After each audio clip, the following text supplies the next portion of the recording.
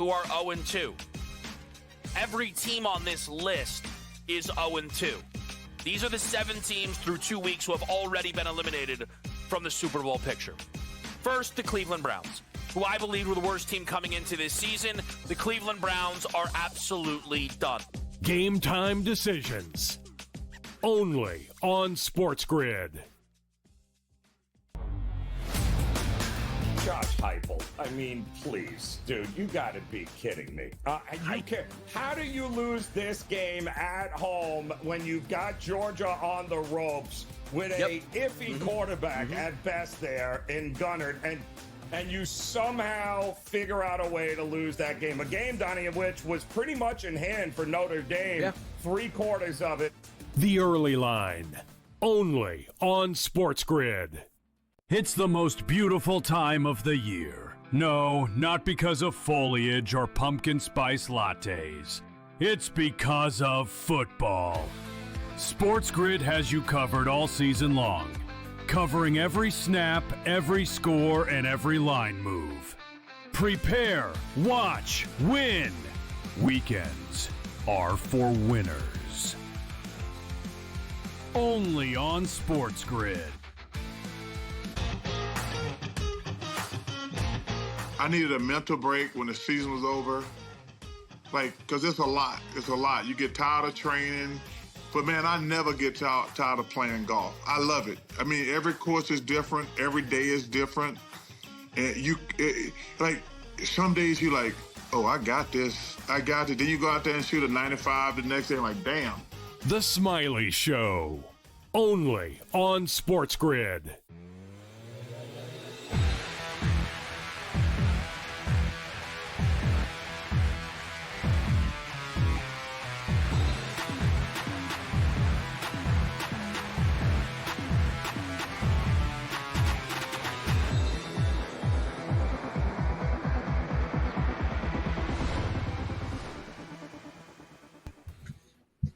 And welcome in. It is in-game live game day on a marvelous Monday evening. Scott Wetzel, Gabriel Morency for the next 2 glorious hours, right up until, actually probably a little bit longer than that. We're going to be here till the end of the football game, little Monday night football. And like we've had on these Sunday night, Monday night, Thursday night games, pretty good game. The NFL is treating us well as we got Detroit and the Baltimore Ravens. 2 teams, it's basically win or bust. Anything short of at least a Super Bowl appearance anyway is a lost season as far as everything is concerned, because both teams expect to win, or at least hope to win the Super Bowl. So my partner in crime over the next 2 couple baseball games as well that we're going to delve into as well, Mr. Gabe Morency. What's going on, Gabe? How was your weekend?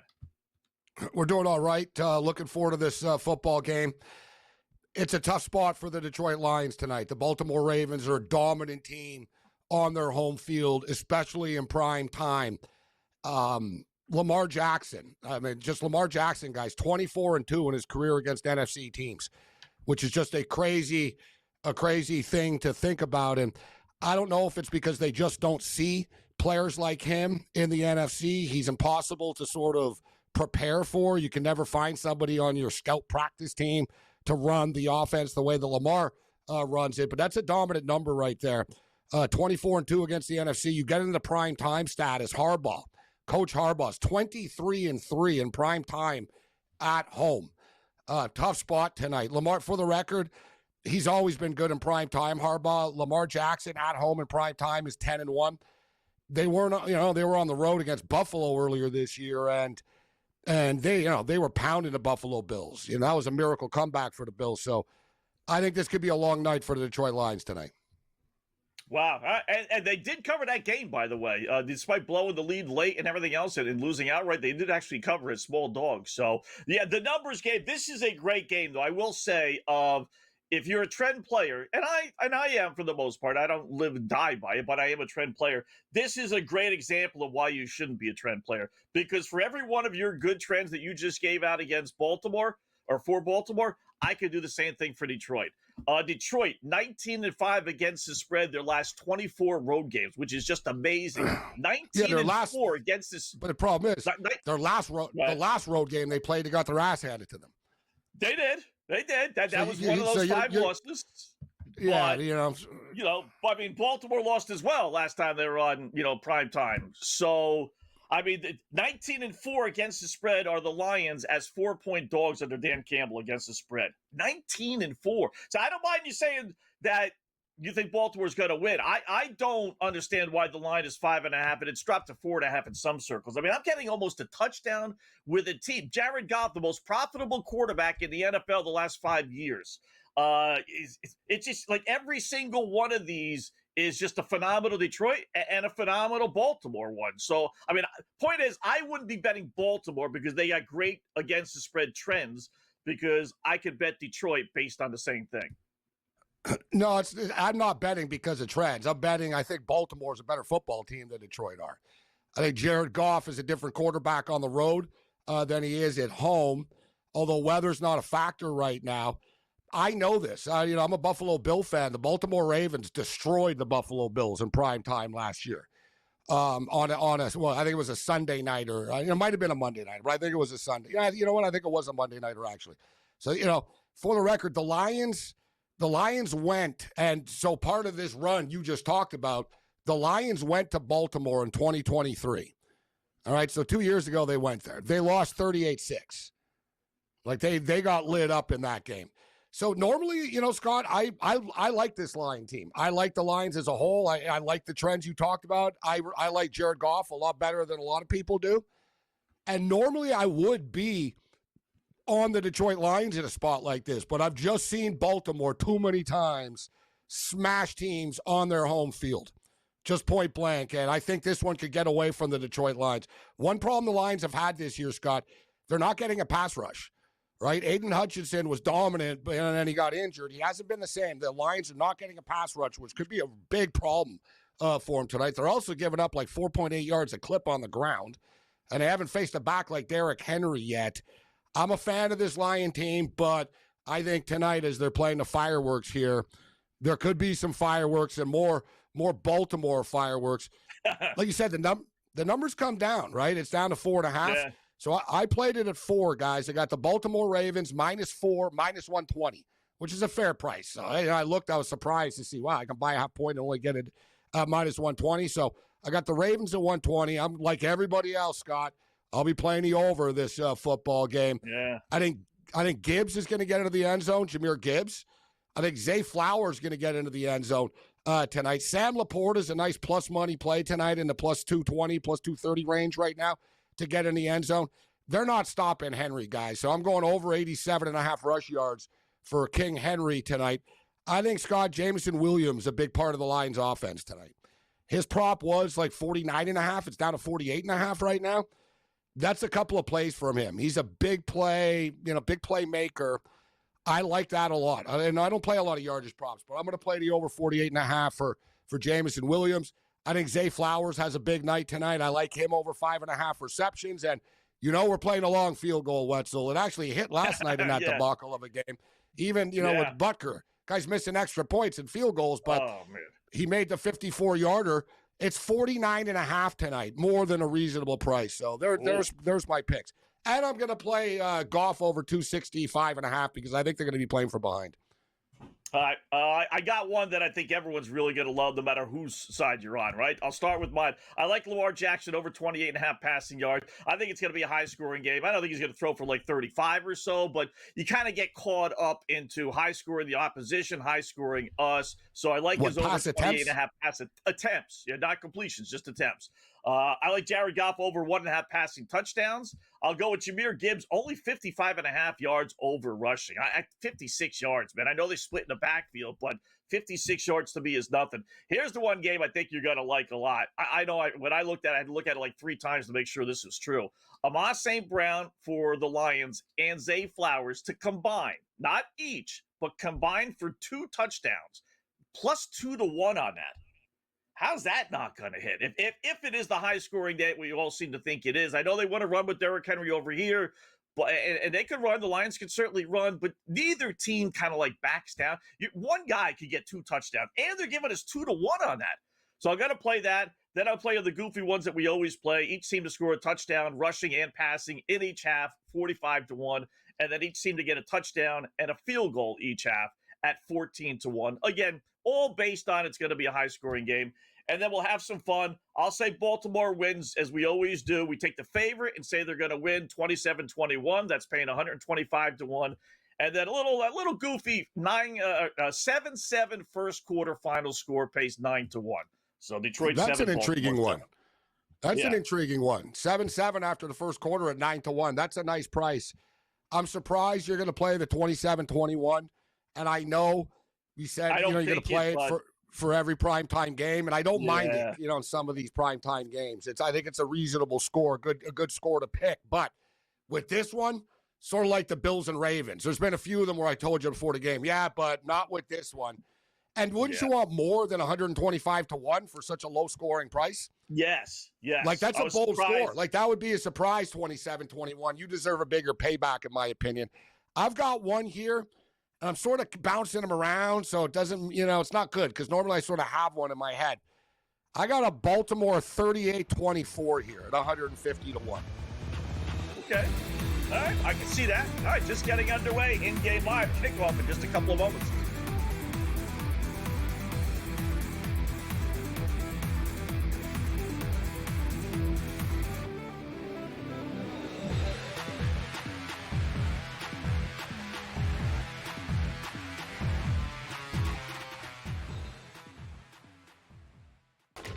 Enter into the magical world of McLuck.com, where even the smallest of spins can win real cash prizes. Adventure into over 1,000 of the best Vegas-style slot games. So what are you waiting for? Unlock your free welcome offer today. Join the fun where winners play and players win.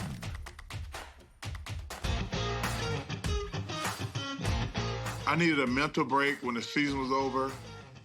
Because it's a lot. It's a lot. You get tired of training. But, man, I never get tired of playing golf. I love it. I mean, every course is different. Every day is different.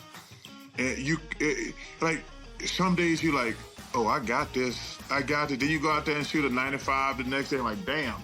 The Smiley Show. Only on SportsGrid. I mean, I think so. You talk about how difficult it is to bring an expansion team into the league and have success in your first season. Like, that's fairly unheard of. And not only have success, but they're in the playoffs. So I think she certainly deserves to win Coach of the Year. There's a lot of different candidates that could potentially, you could make a case for them. But I think just with this being an expansion team and how difficult that is. Betting above the rim. Only on SportsGrid. It was nice to see that even though they couldn't follow the same blueprint as last season, or just the way that everyone thought their offense was going to run this year, Josh Jacobs struggled and Jordan Love stepped up. And if you're a Packer fan, that's what you were hoping to see, is that in the moments where you can't rely on the run, can the quarterback that you invested a lot of money into, now draft capital, putting weapons around him, rise to the occasion, and he did. Game time decisions. Only on SportsGrid. It's the most beautiful time of the year. No, not because of foliage or pumpkin spice lattes. It's because of football. SportsGrid has you covered all season long, covering every snap, every score, and every line move. Prepare, watch, win. Weekends are for winners. Only on SportsGrid.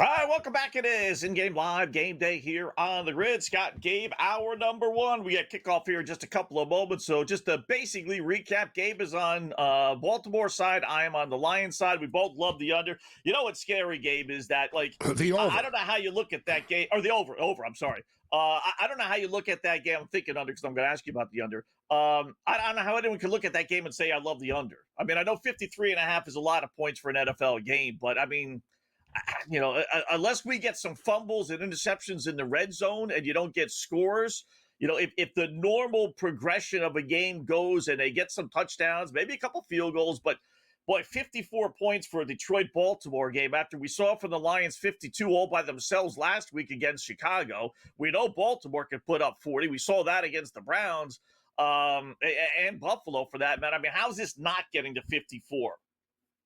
Almost feels too good to be true, right? Yeah. And a couple of times a year, and unfortunately we've already had a couple of these games where you think it's just going to be a proper-palooza, there's going to be a lot of offense, it's going to be a fun game, it's going to be a great matchup.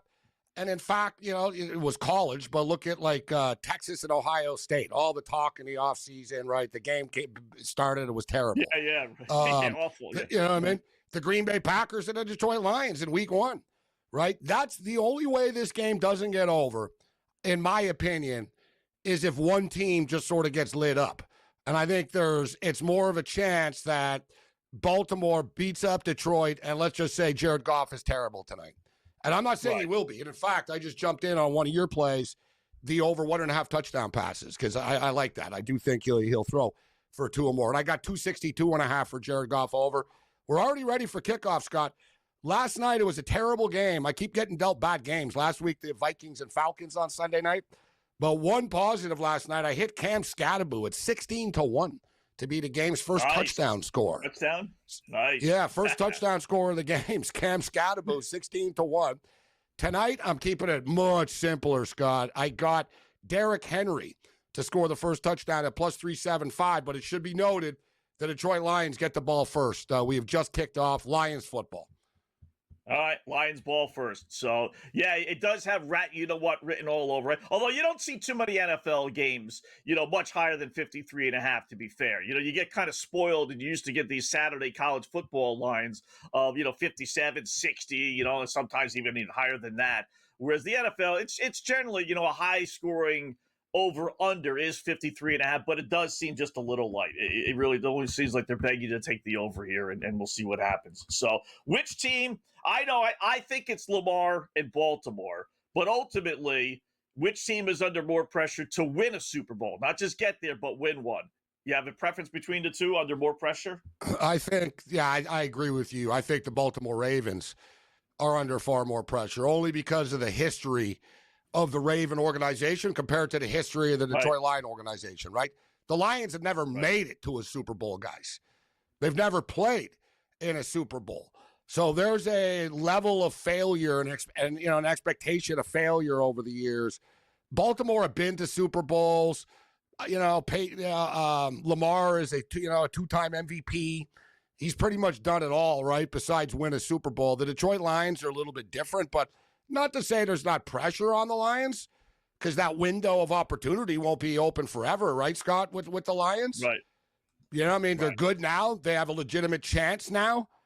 Are they as good as the Philadelphia Eagles right now? I'm not so sure, right? I don't know if this Lion team, and it's still too early, Scott. I mean, they're still finding their identity. It's week 3. They've got new coordinators.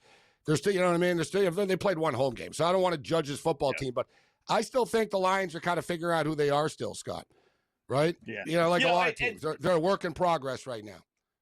Yeah, and their fan base game. Listen, 4 years ago, they were in last place with no hope whatsoever. That's what I'm saying, Scott. If they're going to it's different. After 3 years of having finally some success, then it's like, listen, fan base, now you're being greedy. Give this team 5-6 years of getting to the playoffs, and this is as good as they've ever been. Let's call it out for what it is, like in their franchise history type deal. Yeah, I was going to say, this is better than the Barry Sanders teams. This team, I think, is better than that team. They had one good team in those Bobby years. Lane. If you remember with Coach Wayne Fonts and Barry Sanders, they made it to the playoffs. They beat the Dallas Cowboys in a playoff game. That was kind of the peak. I think that was the peak. Yeah. And then they went to Philadelphia and they got absolutely drilled. I think it was 55-3. It was one of those. Yeah, exactly. Yeah, it was a beat down. Scott Mitchell was the quarterback, actually. And then he took the money and he went to Miami after. But, like Barry Sanders there, they weren't really good. You know what I mean? They were entertaining because they had Barry Sanders. The Matthew Stafford era. Nice drive, though, to start for the Lions. Nice start for the over, but I'm kicking myself for the first touchdown score of the game right now. Because I only played Henry. Who knew, right? Who's going to win the opening toss. So, chances are whoever got the ball first was going to come out flying, right? You usually should play, though, like one guy from both, a couple of guys from both, I didn't tonight. Yeah. One problem, Scott, with the Lions is they're tricky. Like, they're very big on Gibbs is on the field the whole time, and Montgomery comes in and gets the touchdown after. Touchdown, yeah, I know. All the time, bro. Like, they'll give Gibbs, they'll give Gibbs one crack at it, Scott, inside the 5. And if he doesn't get it, it's like, yeah, you're done. He was on my fantasy team in. last year. Gibbs was. You saw it, so you know what I'm talking about, right? Oh, yeah, absolutely. He'd do all the work. He'd have like 60 yards on the drive, and it'd be like, give the touchdown to Montgomery. I'm like, why? I see Gibbs running out of the game. I'm like, what are you doing? Come on, Dude, last night I had a touchdown on Pacheco, and it was the same thing. He's on the field. He goes down the field, and they take him out, and Kareem Hunt gets the touchdown. And I'm like, dude, Pacheco's from New Jersey. He played at Rutgers. Yeah. He grew up down the street, coach. Like, you got to give him the ball. I was shocked that they didn't give him the touchdown. I don't know if Reed screwed up and didn't know or like something. I don't know. Like he forgot. But you got to give the kid the ball, Scott, when he grew up like 20 minutes from the stadium. I played all the Pacheco props, right, Gabe? because of this. Because of that. Played a little hunch angle, right? You're like, he played a Rutgers. See, you're smart. I told people he played a Rutgers. He's from Jersey. He's getting a touchdown. That's what I said last night. I played his over reception prop. Swear to God, it's 1.5, right? First play from scrimmage, Pacheco reception. He didn't have another catch the rest of the game. Wild. Unbelievable.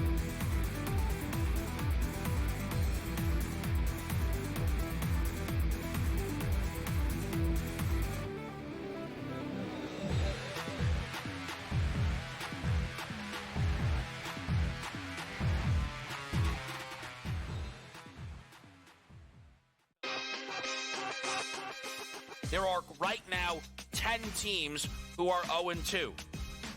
Every team on this list is 0-2. These are the 7 teams through 2 weeks who have already been eliminated from the Super Bowl picture. First, the Cleveland Browns, who I believe were the worst team coming into this season. The Cleveland Browns are absolutely done. Game time decisions. Only on SportsGrid.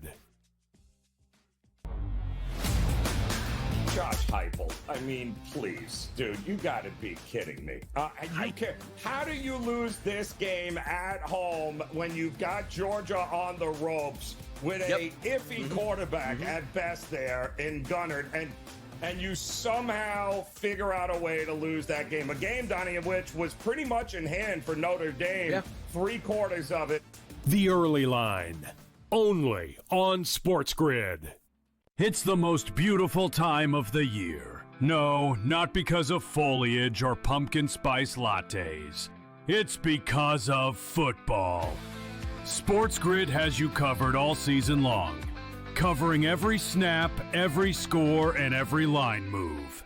Prepare, watch, win. Weekends are for winners. Only on SportsGrid. I needed a mental break when the season was over.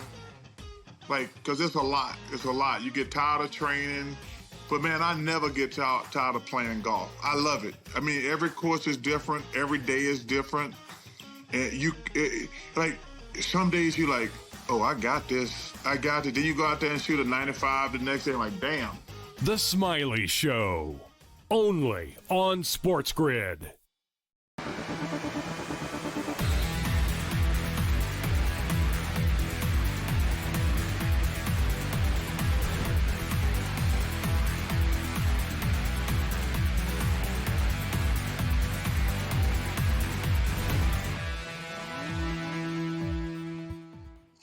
All right, welcome in. It is in-game live game day here on the grid. Scott and Gabe, hour number 1. Wow, first possession, maybe 6 plays? I'd have to double check. 6-7 plays tops for Detroit. Right down the field they go. Good field position after the kickoff, right around their own 35. They punch it in from a yard out. Jahmyr Gibbs with the touchdown run. So extra point makes it 7-0 Detroit. And still, FanDuel's got to be a little bit slow here. I see 7-0, but they see getting 2.5. That can't be. Well, maybe it is. That's a number. The Lions. Yeah. Yeah, make it. It's still 2.5, up 7-0. How about that? Over-under's up to 56.5. I got a 56. You got, yeah. Yeah. Wow. 56. I see a 2.5 as well. I got 56.5 for the total. They're expecting a track meet, right? So they're, it's funny though. You're right, Scott. It was only 4.5 at kickoff. So they got a 7-0 lead and moved 2 points. Normally it moves a little bit more than this, but what are they going to do? They don't want to make it a pick 'em. Baltimore hasn't even touched the football yet, but nice start for the total. Very precision-like from Jared Goff right there. We bet the yardage prop over, so that was good. Yeah. I'm kicking myself, guys, for not playing Jahmyr Gibbs as well, the first touchdown score. We haven't had a ton of success with it this year, to be honest with you. Last year, Scott, on primetime games, I literally won like 9 weeks in a row. I'm not even making it. It was insane. It was almost like it was easy. I was like, all right, guys, and like people were tuning in because of it. It was like, all right, who's he going to pick tonight? I wouldn't tweet it. I'd say tune in before kickoff, and I'll let you know. Scottaboo was like, I hit a couple of favorites, bro. You know what I mean? Like Derrick Henry was plus 375 tonight. I've been right a few times this year, but it hasn't been like a super profitable thing for me. So I've sort of backed off, and I sort of play one guy. I hit Scottaboo last night. We caught lightning in a bottle with Scottaboo. But last night, of course, I played like 2-3 guys. So, it sort of balances out. But like a true gambler, Scott, I'm upset with myself. I didn't play Gibbs' first touchdown. But we did cash the minus 125 touchdown score with him. You know what I thought, too? And you don't want to come across as a degenerate, right? Even though that's what we are, you and I especially, right? But I was doing it today, again, based on – there's different ways to I hate that phrase, skin a cat. I'm a cat guy. But there's different ways to play it. It all based, for me, tonight is based on it's going to be a high-scoring game. So I was thinking about, and I did up for my own, parlaying Derrick Henry, Zay Flowers, Amon St. Brown, and Gibbs, the 4 main guys, all to score touchdowns. Pay just under 12-1. So if you did do that, if you didn't like, you know what, I'm not going to outsmart this. I'm not going to look for the Jameson Williams or the Sam Laportas of the world. Put them all in a parlay. Hopefully all 4 score. Maybe in a round-robin parlay, three-person round-robin parlay, and you're off to a pretty good score. I bet the main games, I don't have a problem with that. The main guys play well. That's really a game like this, like exactly, like Gibbs should score, Flowers should score, Henry should score, right? Like there is sort of, there are some of these random outliers, but we should note, guys, we missed the first touchdown score. We hit Gibbs, fine, but Scott, there's still good markets out here right now. Next touchdown score of the game. Derrick Henry's plus 300. Whatever, man. Like, that's how I hit it last night with Scottaboo. I got a better number because it was a couple of drives into the game, and no one had scored yet. Right. So the number actually goes up, right, guys? So I just went to 275 because I got a first down here right away. But so he was only plus 375 before, Scott. You can still get plus 275. You think Henry's going to score the next touchdown for the Ravens, right? Yeah, and if you don't, and if you don't, let's say you think, all right, no, I think the Lions are going to get a stop and the Lions score again. Like Amon-Ra St. Brown, Scott, is 12-1 to score the next touchdown. Montgomery's 12-1 to score the next touchdown. Like, so there's still like that. The in-game TD market is still there even after the first touchdown of the game. I'll play Henry. I'll play Henry once again here.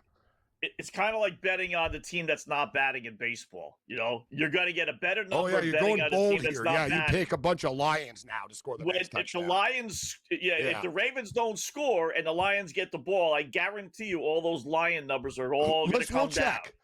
If it happens, let's check and compare. Right. Yeah, because so St. Brown was 12-1. So let's see what he is if there's a stop on this drive here. Right. I say it drops to like 750. Yeah, we think alike. Same range. 8-1, 750. Same range. Yeah.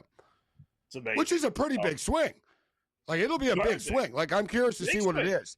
I hope I don't see it because we're on the over, Scott. So I hope we don't see it. I want points. I know, right? I'm hoping that they don't get stopped, but if they do, we'll check. If you didn't play 2 guys to start the game, now's the time. If you're going to play 2 now, like 1 on each team, now's the time to put the Lion guy in, because you're going to get a better number versus the Baltimore guy, and then hopefully you already have already. But Baltimore are moving the football right now. My total's up to 57.5. Yeah, there we go. A lot of points. It's good money. A lot of prop playing.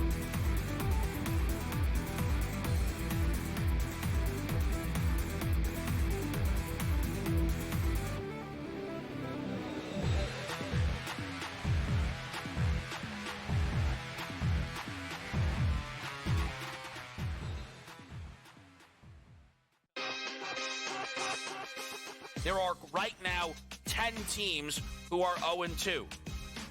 Every team on this list is 0-2. These are the 7 teams through 2 weeks who have already been eliminated from the Super Bowl picture. First, the Cleveland Browns, who I believe were the worst team coming into this season. The Cleveland Browns are absolutely done. Game time decisions. Only on SportsGrid.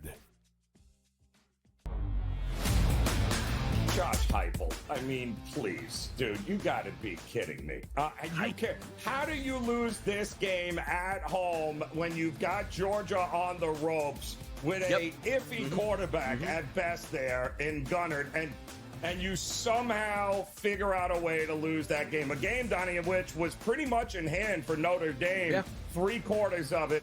The early line. Only on SportsGrid. It's the most beautiful time of the year. No, not because of foliage or pumpkin spice lattes. It's because of football. SportsGrid has you covered all season long, covering every snap, every score, and every line move. Prepare, watch, win. Weekends are for winners. Only on SportsGrid. I needed a mental break when the season was over. Like, because it's a lot. It's a lot. You get tired of training. But, man, I never get tired of playing golf. I love it. I mean, every course is different. Every day is different. And like, some days you're like, oh, I got this. I got it. Then you go out there and shoot a 95 the next day. I'm like, damn. The Smiley Show. Only on SportsGrid.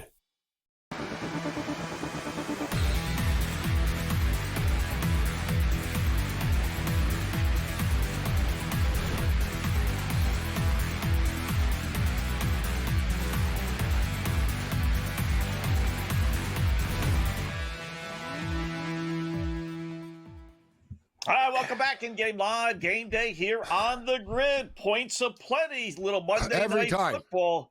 Wow, it's Every amazing, time right? we go to a commercial. Every time. We've had 2 touchdowns tonight. We missed them both, Scott. We missed them both. We missed them both. Yeah. We saw them. Unbelievable. But they're not live.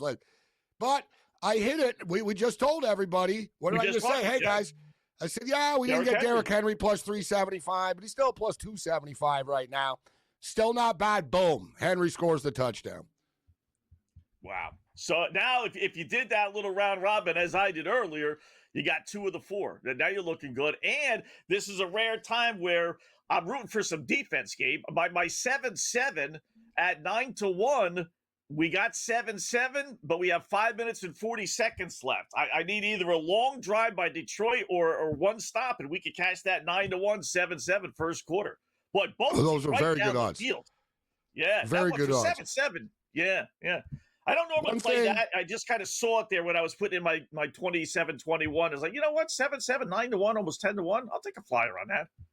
One thing that can hurt an over and kill an over, and it's been a theme this year in the National Football League, is long drives, and we don't really get a lot of points out of it.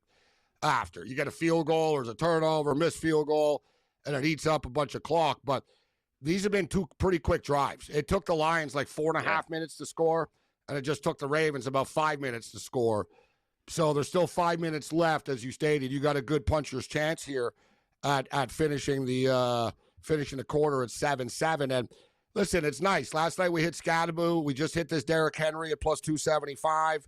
We hit the Jahmyr Gibbs. So we're off and running with a couple of early touchdown scorer props here. And I thought Henry, Scott, 87.5 yards was too light for Derrick Henry tonight. Yeah. The Lions can't really stop the run, right? Let's just be real. Like the Lions defense is not great. That's why they are who they are. They find themselves in these track meets and against good teams. They can't stop them. And, Derrick Henry is basically unstoppable. He's got a chip on his shoulder from the fumble from the Buffalo game still. On prime time tonight, he's all geared up. So he was 87.5. And Derrick Henry, he's at 36 right now already, and it's 107.5. I think it gets there, to be honest with you. I think he goes over. Yeah. He probably finishes like 130 or something like that, 120, 130. Yeah. Especially if they have the lead, right? I mean, what's interesting about both these drives, Gabe? both are pretty balanced teams. Like Lamar gets a knock on his throwing, and believe me, I'm the first one to knock him. But the guy threw for over 4,000 yards last year, so they can throw, and Detroit certainly can run with their backfield. But basically, you think Baltimore, Derrick Henry run. You think Detroit, you think Jared Goff, and you throw with Amon St. Brown, right? So Detroit throws the ball down the field, 55 yards passing, only 12 rushing. Baltimore runs the ball down the field. Lamar 2 of 2, but 27 yards. It was Derrick Henry. They run for 48 yards. So both teams, long story short, do what they do best in order to score. And there wasn't. I think Detroit did have 1 4th down, but other than that, both teams had an easy run right down the field. And to give you a little indication of Dan Campbell, he had 4th and 3 at the 11-yard line of Baltimore. Not 1 or 2, 3, and he went for it. So just the mindset, I think, of both these head coaches tonight, be aggressive, be aggressive, be aggressive. One thing with Derrick Henry as well, despite his age, which is amazing, he's capable of popping big runs still. Like, he's still super fast. Right? Like, you would figure he would slow down a little bit, and it's okay. He's not as fast, but he can run people over still. No. Like, you see that explosiveness in that burst. We saw it against the Buffalo Bills. The Bills couldn't stop him.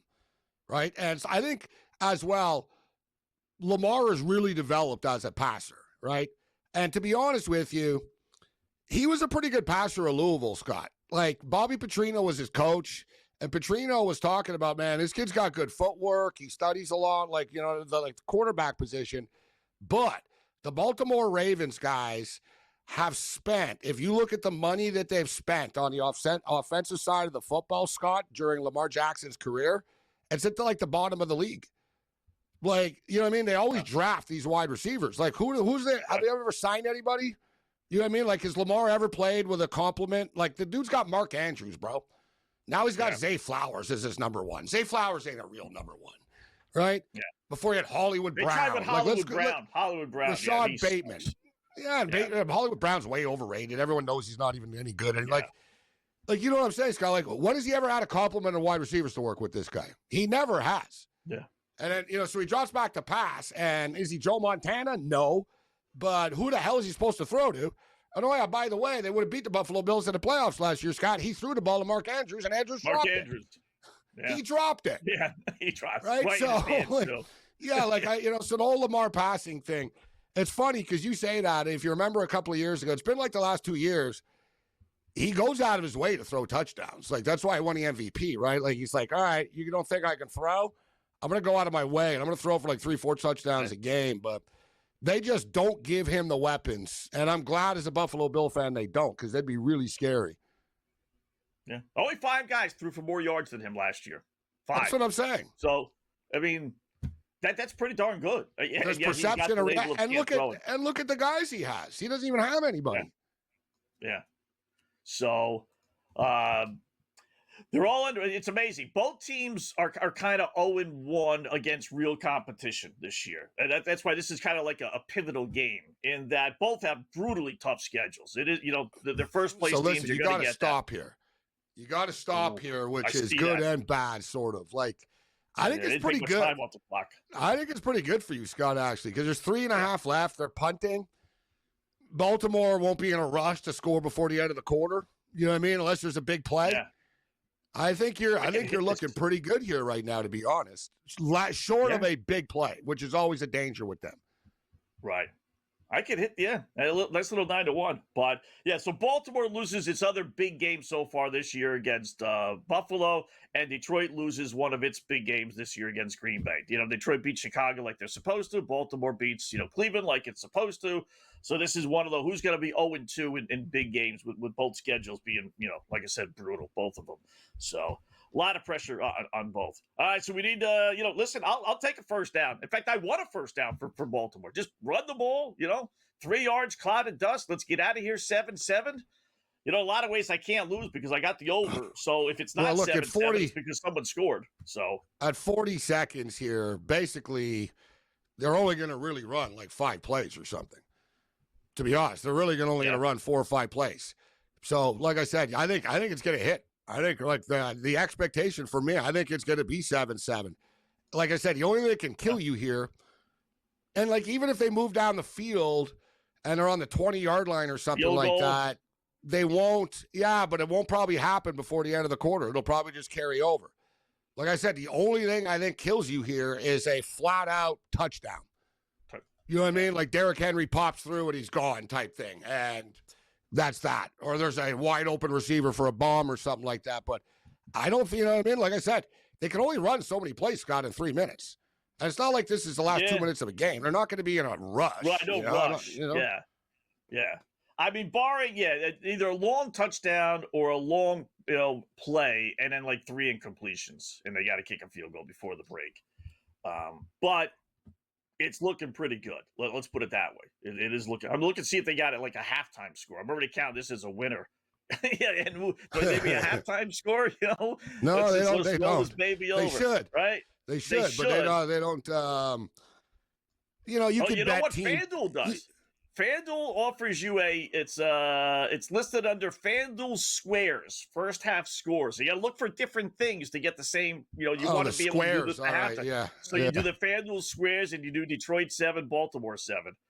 Or, whatever numbers you want. But I would 14, 14, 17, 14. 7-7 is 10-1, 4-4, 14 all would be 12-1 only. All right, let's get through the first quarter, and we'll see. I'll do either one of those. I'll definitely do 7-7 just to roll it over. Little piece.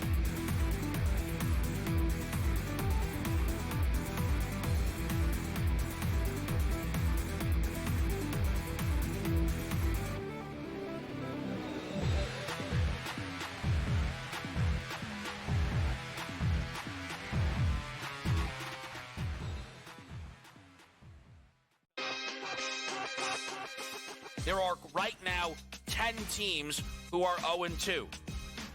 Every team on this list is 0-2.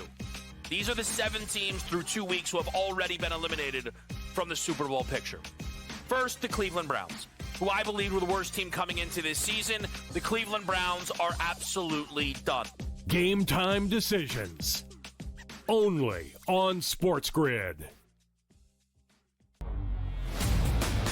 Josh Heupel. I mean, please, dude, you got to be kidding me. How do you lose this game at home when you've got Georgia on the ropes with a iffy quarterback at best there in Gunnard, and you somehow figure out a way to lose that game? A game, Donnie, of which was pretty much in hand for Notre Dame, 3/4 of it.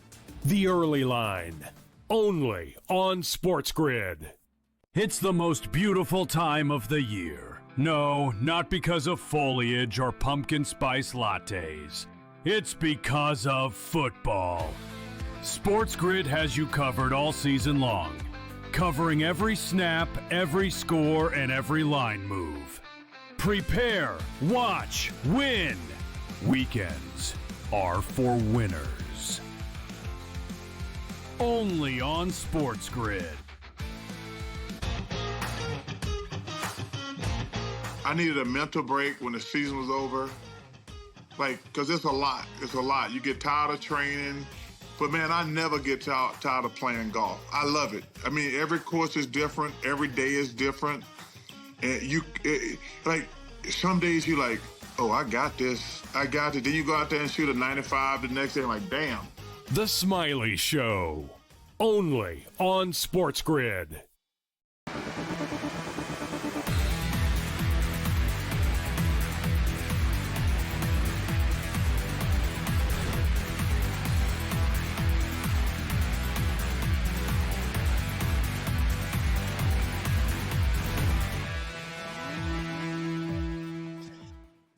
All right, welcome back in Game Live, Game Day here on the grid. Scott and Gabe checking out a little Monday Night Football. We got a good one. Detroit and Baltimore, they are tied at 7. They're getting set to close out the first quarter, tied at 7, as we say. Baltimore's going to have to punt. They didn't get a first down as they just did punt. So Baltimore punts after they scored a touchdown, after Detroit had to punt, after they scored a first touchdown. We're sitting on a 7-7 goofy first quarter bet, and it's looking pretty good at 9-1. I still got to sweat out 1 minute 43, but Detroit's got the ball deep inside its own territory, so barring something crazy, Again, it's football. We've seen crazy things. So, but I'm looking halfway decent, Gabe. With that bet, you've already hit a couple of bets already. So, also our goofy little for each team getting a rushing touchdown and a passing touchdown each half. Both have rushing touchdowns.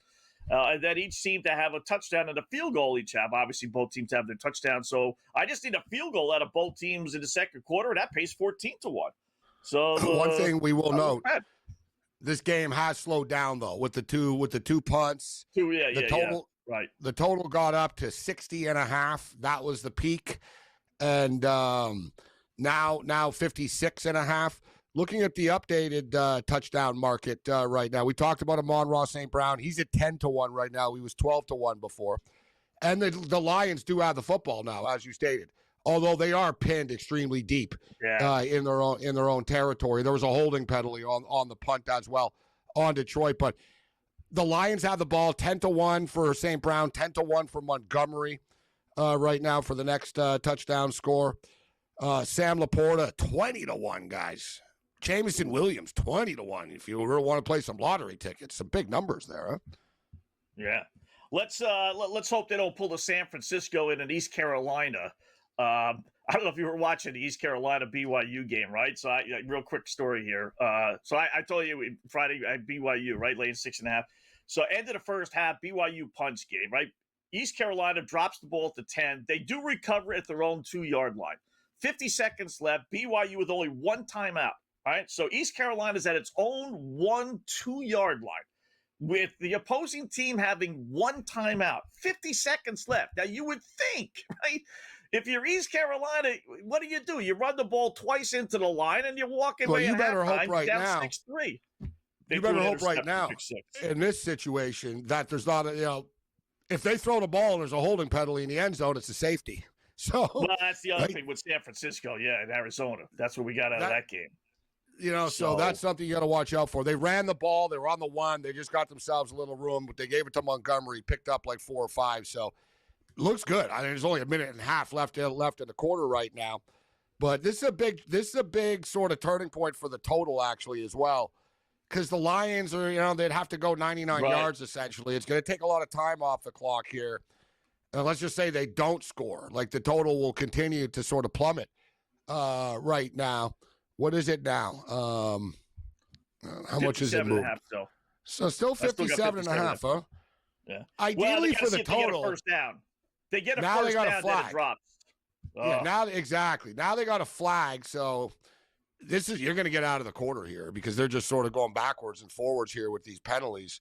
If you're Baltimore, you really want them to, you want them to punt from the end zone here, and sort of get the wheels going and get some points put up on the board because the Lions are just trying to get out of harm's way right now. But illegal formation now they're sort of spinning their wheels here. Yeah, we're into a third down situation here already. So they're going to have to punt, Scott, before the quarter comes to an end. So short of a punt return, you should be good at 7-7. Yeah, I got to worry about a safety. Them snapping the ball over the punter's head. Hell, with Dan Campbell, I got to worry about him going for it. I mean, let's face it, right? Would it be the craziest? Or maybe he tries to catch him off guard, run a fake punt from your own end zone. We'll really catch him off guard here. Yeah, we'll catch him. Yeah, dope that he is. This is one of the rare times that if you get a first down, the over-under will probably drop, right? Because it's 56, 57, whatever, based on, Detroit's going to punt the ball, Baltimore's going to get good field position. If they get a first down, then they're going to move the chains, and then it's like, you talked about you're going to have to have a long drive. So it's kind of weird if you have the over, but you want to punt here. So they get the first down. They get the first down. 55.5, like I was saying. I got a 56.5 right now. So pretty much the same thing. But yeah, so they get the first down. Now it's just gonna chew up the rest of the quarter, and then now we get into one of these 6, 7, 8 minute type of drives, and you got to hope that they score a touchdown after this because this game could start to slow down for real. Yeah. So or a turnover, something goofy like that. Anything but a 5-minute drive, get it out to midfield, and have to punt on 4th and 5. That's what you want to avoid. It's amazing how the nuances of the game affect whether it's going to be a high-scoring game or a low-scoring game. So after one, there you go, 7-7, cha-ching, cha-ching. And also, stuff that happens, like one drive, like you said, there's these ramifications, like sort of circumstances that lead to the path of the win or the loss. And, little drives, a stalled drive early in the game, Scott, a missed field goal, etc. Like, it can happen early in the game, but it all matters. It all sort of adds up. And it's like, yeah, that's when the game started to slow down, when Detroit went 99 yards and didn't get anything, like type deal. Yeah. You know what I mean? Yeah. Sort of like the Raider game. I don't think this will happen because there's big play capability on the field that if a team needs to make a play, I think they can, right? I think they can. But I also think that I have a little bit of a concern, just that I think both teams, Scott, want to keep the other team's offense on the sideline. Right. So, you know what I'm saying? They're not in a rush. Like, they're both so good offensively, especially if you're Detroit, right? You're thinking, how do you beat Lamar Jackson? How about we just have Lamar stand on the sidelines for as long as we can? Right. And Derrick Henry. Right. Keep him away from the ball. So, and now it's down to 54.5. Just like that. Again, they're going down the field, although it's after one. Now they get the first down and the over-under lowers. Yeah, but one big chunk play, and it pops back up to 56.5, right? Or whatever. So get it out to the 30-yard line, 35-yard line, and then yeah.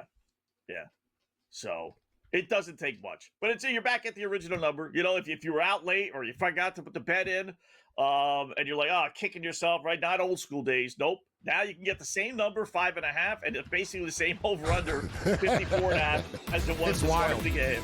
What a time to be alive. Isn't it?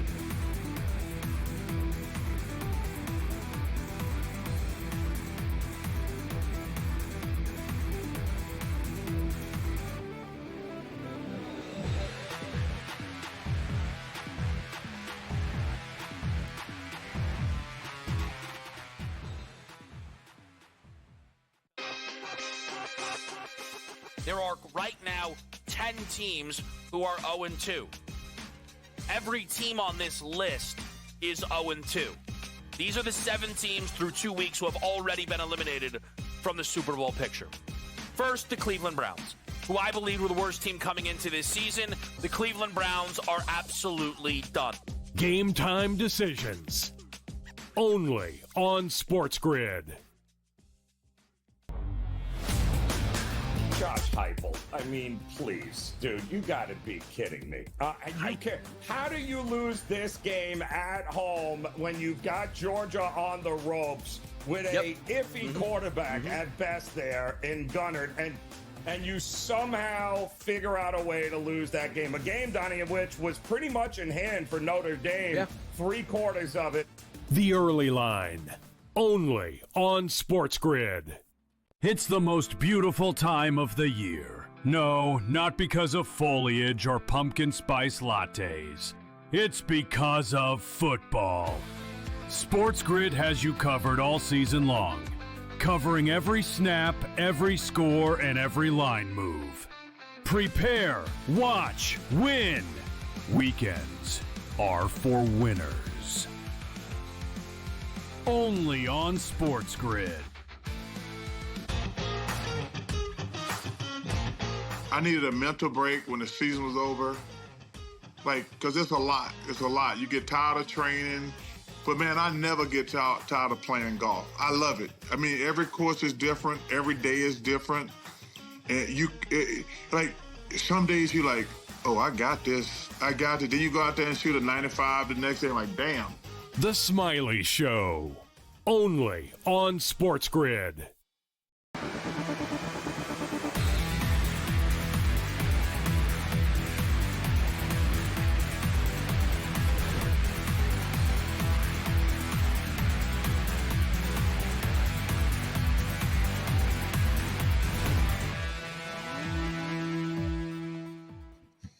All right, welcome back in Game Live, Game Day here on the grid. Scott and Gabe, hour number 1. We're in the second quarter. Another one of those moment of truths here. 3rd and 9 for Detroit at their own roughly, 30-yard line or so. You don't get the first down here. You punt with 12.5 minutes left, and the over-under is still looking pretty good.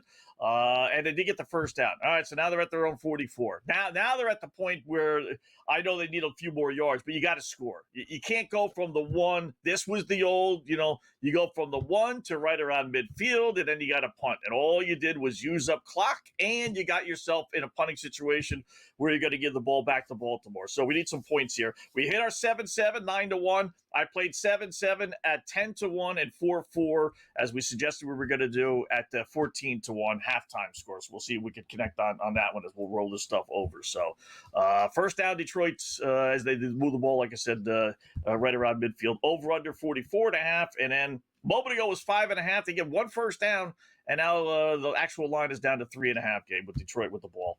It was 5.5. I think now's the time to take a look at Baltimore player props, because Detroit has the football right now, and the longer they have the football, the Baltimore numbers go down. Right, like a great example, Scott, as we talked about Derrick Henry. I said, well, he's 107.5 now. Well, he's down to 93.5 now. It's a big difference, right? Because like we talk about the ramifications of a long drive, like it just sort of. So that's what I'm saying. We're getting suddenly value on the Baltimore props, and right on cue, Scott. Detroit are just running the football now. They're throwing on third down when they have to, but they're generally running the ball. They're trying to keep Lamar off the field here, which is a danger, right, for this total. Total down to 53.5 right now. I'm hoping for a long field goal. I got the long field goal prop. Maybe this could be the spot here, but I'm just looking at the 49.5. 49.5, which is kind of, there's been a few of them. Last night it was 49.5 as well. Like they're not all 52.5s anymore. I hit it in the Dallas game. They always hit, and that one was only 50.5 for a Dallas game. That was kind of light, but Lamar Jackson is thrown for 34 yards. His prop is down to 214.5 right now. Like there's going to be a number if Detroit just keeps bleeding this clock here, Scott, and this Lamar number keeps dropping, because they don't throw a ton, but they do hit big plays every now and then down the field. So there'll be a couple of chunk plays with Lamar down the field. I got my eye on the numbers. Jared Goff's already up to 100 right now. Wow. The thing is, you got to play the game, right? It's like, a baseball game going to extra innings. When do you finally pull the trigger on the over? You want it to go down that extra half or run, but then they'll yank it off the board. You can't bet it. It's the same thing here. Like you could bet Baltimore props right now, but I wouldn't bet them as long as Detroit, as Gabe is talking about, has the ball, because those numbers are not going to go up. They're only going to go down if it takes another 2, 3, 4 minutes off the clock. But you got to put it in before Baltimore gets the ball. Otherwise, you won't be able to put it in when they have the ball. Now, I'm kind of going contrarian here, Scott, because we always sort of preach, betting when the other team has the ball and all this. But as I stated, Jared Goff, what is he up to, 109 now? They're throwing the ball quite a bit. I know they're running, but there's been these chunk plays. Baltimore responding with points. There's still a lot of football left. We're going to hit the Goff. We already have it at 262.5. It's only 283.5 right now. I think it goes over. It's 281.5 right now. It keeps on. All right, there we go. I got the bet in. So I just took Goff over 281.5. I don't think it's a bad number. 90.5. Derek's down to 90.5 now. One thing with him, number 87.5. 87.5, and it got up. Yeah, but they won't stop giving them the ball, even if they're down 14-7. Like Henry's still going to touch the ball. Oh no, yeah, absolutely. But he could have like no yards, 50 yards. And then 50. No yards, 50 yards again. Yeah, he's one of those. So they need to be like. Chances are he'll break one. Like chances are, he's going to break. Well, look on his touchdown run. That was kind of breaking one. It was, was from pretty far out. It was like the 20 or whatever. So Detroit, though, now Detroit runs the ball. They got a first down inside the 20-yard line. Nice drive for the Lions. They're eating up a lot of clock. Total bettors, we better hope that they finish this off with a touchdown almost. Right. This will be a 98-yard drive if they score here. I mean, that's or 94. Which is pretty impressive. Around 4. That's pretty impressive. On the road against Baltimore to go to length of the field like this, you're sending a real message. That's some impressive stuff. I guess they don't miss Ben Johnson as much as people cried about after losing to the Packers in week 1. Yeah. Think about this, Gabe. Baltimore's only had the ball twice. We're 8 minutes left to go in the second quarter, and they scored on one of the drives. I mean, it's amazing. And it's only 7-7. Not happy. Yeah.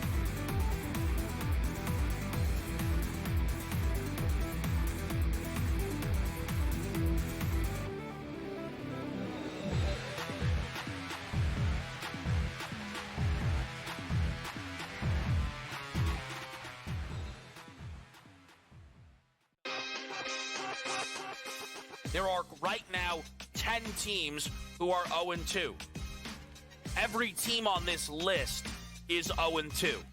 These are the 7 teams through 2 weeks who have already been eliminated from the Super Bowl picture. First, the Cleveland Browns, who I believe were the worst team coming into this season. The Cleveland Browns are absolutely done. Game time decisions. Only on SportsGrid. Josh Heupel. I mean, please, dude, you got to be kidding me. How do you lose this game at home when you've got Georgia on the ropes with a iffy quarterback at best there in Gunnard, and you somehow figure out a way to lose that game? A game, Donnie, of which was pretty much in hand for Notre Dame, 3/4 of it. The early line. Only on SportsGrid.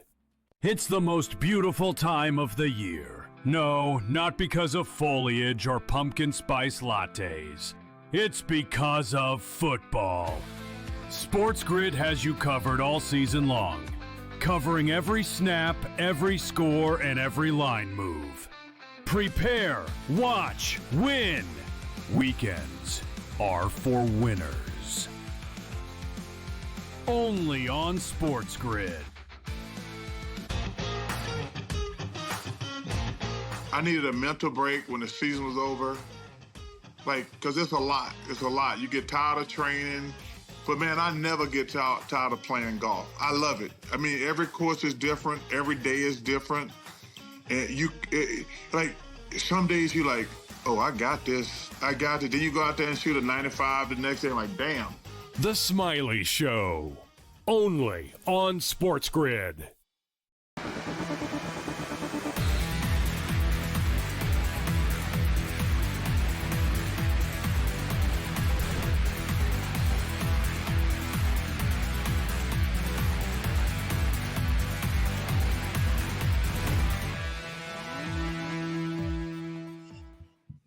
All right, welcome back in Game Live. Game Day here on the grid. Scott and Gabe, hour number 2 as we watch the Monday Night Football game. I was going to say 3rd and 1. All right, there you go. Montgomery. We needed that one. Montgomery. Wow. And you know what's crazy? You know what's crazy, Scott? For the over 1.5 touchdown for Jared Goff. Dude, on the play before, he threw it to Gibbs, like over the middle of the field. It looked like Gibbs fell into Gibbs did fall into the end zone with the ball, but his knee was down like half a yard before. And it's so frustrating. And then they give it to Montgomery, like we talked about earlier. They're like, all right, Montgomery, you're in. They give him the touchdown. Now. Son of a pretty frustrating because that would have been a touchdown pass for us, right? No, we need the 1.5. I hate that rule. He's not down just because his knee is down. That doesn't mean he's down. Let him. It's a natural body reaction. You fall forward. It's where the ball lands. That's the way it used to be. Remember, Scott? Guys would reach out. It was like, I'm going to reach out and get the ball. Exactly, Gabe. It was never where. It was never where the ball. Where the knee was. It was where the ball was. The benefit of doubt. Yeah, they always gave you the benefit of doubt of lunging forward. So. I hate that rule too, because you saw, Scott, like, he got crumpled down and he fell over on the other side of the goal line. That's a touchdown. Yeah. And you know what drives me crazy? They're so stingy about it, except like when it's on the goal line. A guy can barely this much, Scott, a millimeter odd pass for a brief It's like, that's a touchdown, but Buddy falling over and getting drilled isn't? Like, come on. Like, trust me, it's bothered me for years, that as well. Yeah. All right. So we get the points. I mean, listen, that's good. But, when you have an over-under of 53.5, you're assuming 2 touchdowns, basically each quarter. Well, right? you needed that was 11-minute drive. So you needed 7 just point blank. Yeah. Like, so they got to 7 at least, but it still took 11 minutes off the clock. Yeah. 6 minutes. Like I said, 6 minutes left to go in the first half, and Baltimore's had the ball twice. Tell you what, the Baltimore defense that's the new NFL. There. That's the new NFL. Give up. Yeah, chew up clock. I'm telling you. Last night, same thing, Scott. I was talking about it out loud. I said, guys, this is like, dude, the Giants touched the ball like 3-4 times in the second half. The Chiefs say it was the same thing. Chiefs ate up like a 9-minute. They started off the half with a long drive, touchdown. Every time the Chiefs got the ball, they for the most part, they just, because the Giants would get in and out so quickly all the time. So, it was amazing. Like the Giants did touch the ball a couple of times late in the game, but same thing. Like these teams right now, this has been a big theme in the NFL, Scott. Long drives this year. Right. It's happening over and over again where these teams gladly chew up 7, 8, 9, 10 minutes of a game. Yeah. And like we had talked about before, guy goes out of bounds and they stop that for a second. I mean, literally a second. And then they start that clock back up again. If you don't think that makes a difference versus stopping it for about 10 seconds, it really does. So, all right, Derrick I see Henry, 55 and a half. No, 55 for the total. That's Bet365. FanDuel. Is FanDuel the same? Let me see it. FanDuel. I have it at 55 and a half. 55 and a half. So same thing. 2.5. I got Baltimore money. FanDuel Baltimore minus 2.5 right now. Baltimore do get the ball to start the second half. Now, you and I talk about this a lot, actually, and that was one thing you'll notice last night, Scott, the sort of the brilliance of Andy Reid, or I should say like the stupidity of other coaches. Dude, that was a 6-6 game last night, Scott, and that was ugly as hell. Like the Chiefs' offense was doing nothing. They were throwing the ball sideways, kicking, fumbling, bumbling. It was you know what I mean? It was bad. Yeah. And there was like 46 seconds left or something, and a lot of coaches would say, you know what, just, take a knee and run the ball. We're at 6-6. We're on the road. What did he do? He kept throwing the ball deep, and they got a pass interference call. Yeah. And they got a field goal out of it. And even late, they were really picking on the Giant DBs last night. But, it was one of those, let's take a chance. And then you got Russell Wilson, Scott, who on 4th down throws it out of bounds instead of taking a chance. Like, you know what I mean? I mean, they got the Giants got to go to Winston. That's big. That's a big return, guys, out to the 50-yard line. Yeah, kick return to the 50. I think they got to go to Jackson Dart, bro. I think they go to Jackson Dart in Week 5. They play the New Orleans Saints. Dude, they host the Chargers this week. That's not ideal, right? Let Wilson get beat up one last week, and then you go on the road and play the Saints. And if Dart can't play against the Saints, then what did you draft him for? Right. The only problem is if he doesn't do well, then it's like if you're the head coach, Dable. There's no turning back. Dable should be fired, in my opinion. Yeah. He should be. Like, what has he done to deserve this leeway? Like, he's a good coach, but it's everybody else's fault. Look at Daniel Jones now. The guy's 3-0 on like a team with less talent. Well, that's when that's when, Gabe, when you're in trouble. When you start getting evaluated for players. Yes, exactly. When other guys that you had didn't succeed and they start succeeding elsewhere, well, you get fired based on your own players. But when you start getting evaluated based on other teams' players, you're in trouble, and that's where he is in trouble. So, either you go to Dart or you go to Winston. What'd you sign Winston for, right? Give to him do a crack TikTok videos. Dart in there. Yeah, I don't know. That's another thing too. So you sign Winston. Still, Scott. So he only makes $5 million, but that's $5 million that could be going to a linebacker. Or, you know what I'm saying? Right. $5 million, like, you're the Giants. You don't need three. What do you have Russell Wilson and Jameis Winston for? And you draft Jackson Dart. And why aren't you just playing the kid when you're trying to rebuild this thing? Like, none of it makes sense what they do. Right. Their schedule is tough. Don't get me wrong. Oh, it's brutal. But if you can beat the Chargers at home, right? It's not, which they won't. Impossible. But they won't. But they were going toe to toe with the Chiefs, so you could go. Then you beat the Saints. Now you're 2-3. Then you have the gauntlet of Philadelphia, Denver, Philadelphia. Let's just play devil's advocate, and you get one win out of those 3, right? Now you're 3-5. But then you play San Fran at home, Chicago, Green Bay. Let me play devil's advocate. All right, let me just play devil's advocate and ask you. What happens? Right. Let's say they lose to the Chargers at home, and Giant fans are getting fed up with this crap ass home product, right? So let's just say they lose again at home. Their offense sucks, and then they lose to the Saints. Oof. Then Dable could get. Wouldn't you say Dable 0-5 losing to the Saints? How does he survive that? But the thing is, this, Scott. Him and the GM. Oh, big play, Baltimore. Your 14-14's coming into play here, but Detroit's going to have enough time after. It's first down on a 3 right now.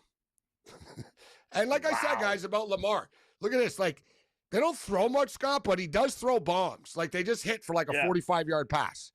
Like, they do take these strikes down the field. How about that? Is there any way I could kind of hedge out of that if I get to 14-14? Well, let's see. You want him to score fast here, so you got 3 minutes. Like, you want as much time for the Lions to respond here. You know what I'm saying?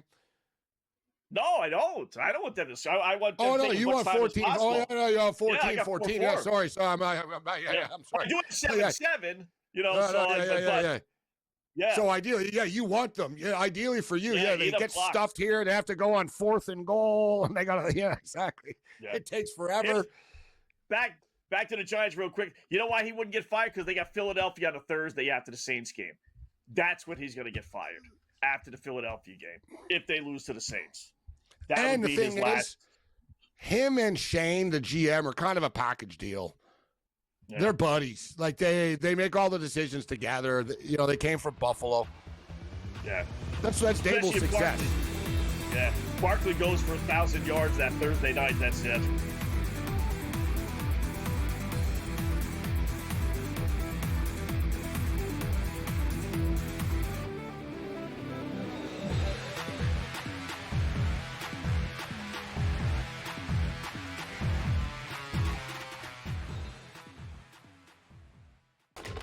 Enter into the magical world of McLuck.com, where even the smallest of spins can win real cash prizes.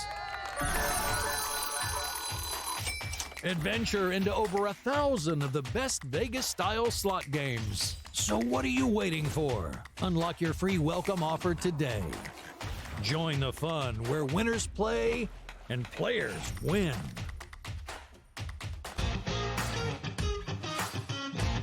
I needed a mental break when the season was over. Like, because it's a lot. It's a lot. You get tired of training. But, man, I never get tired of playing golf. I love it. I mean, every course is different. Every day is different. And like, some days you're like, oh, I got this. I got it. Then you go out there and shoot a 95 the next day. I'm like, damn. The Smiley Show. Only on SportsGrid.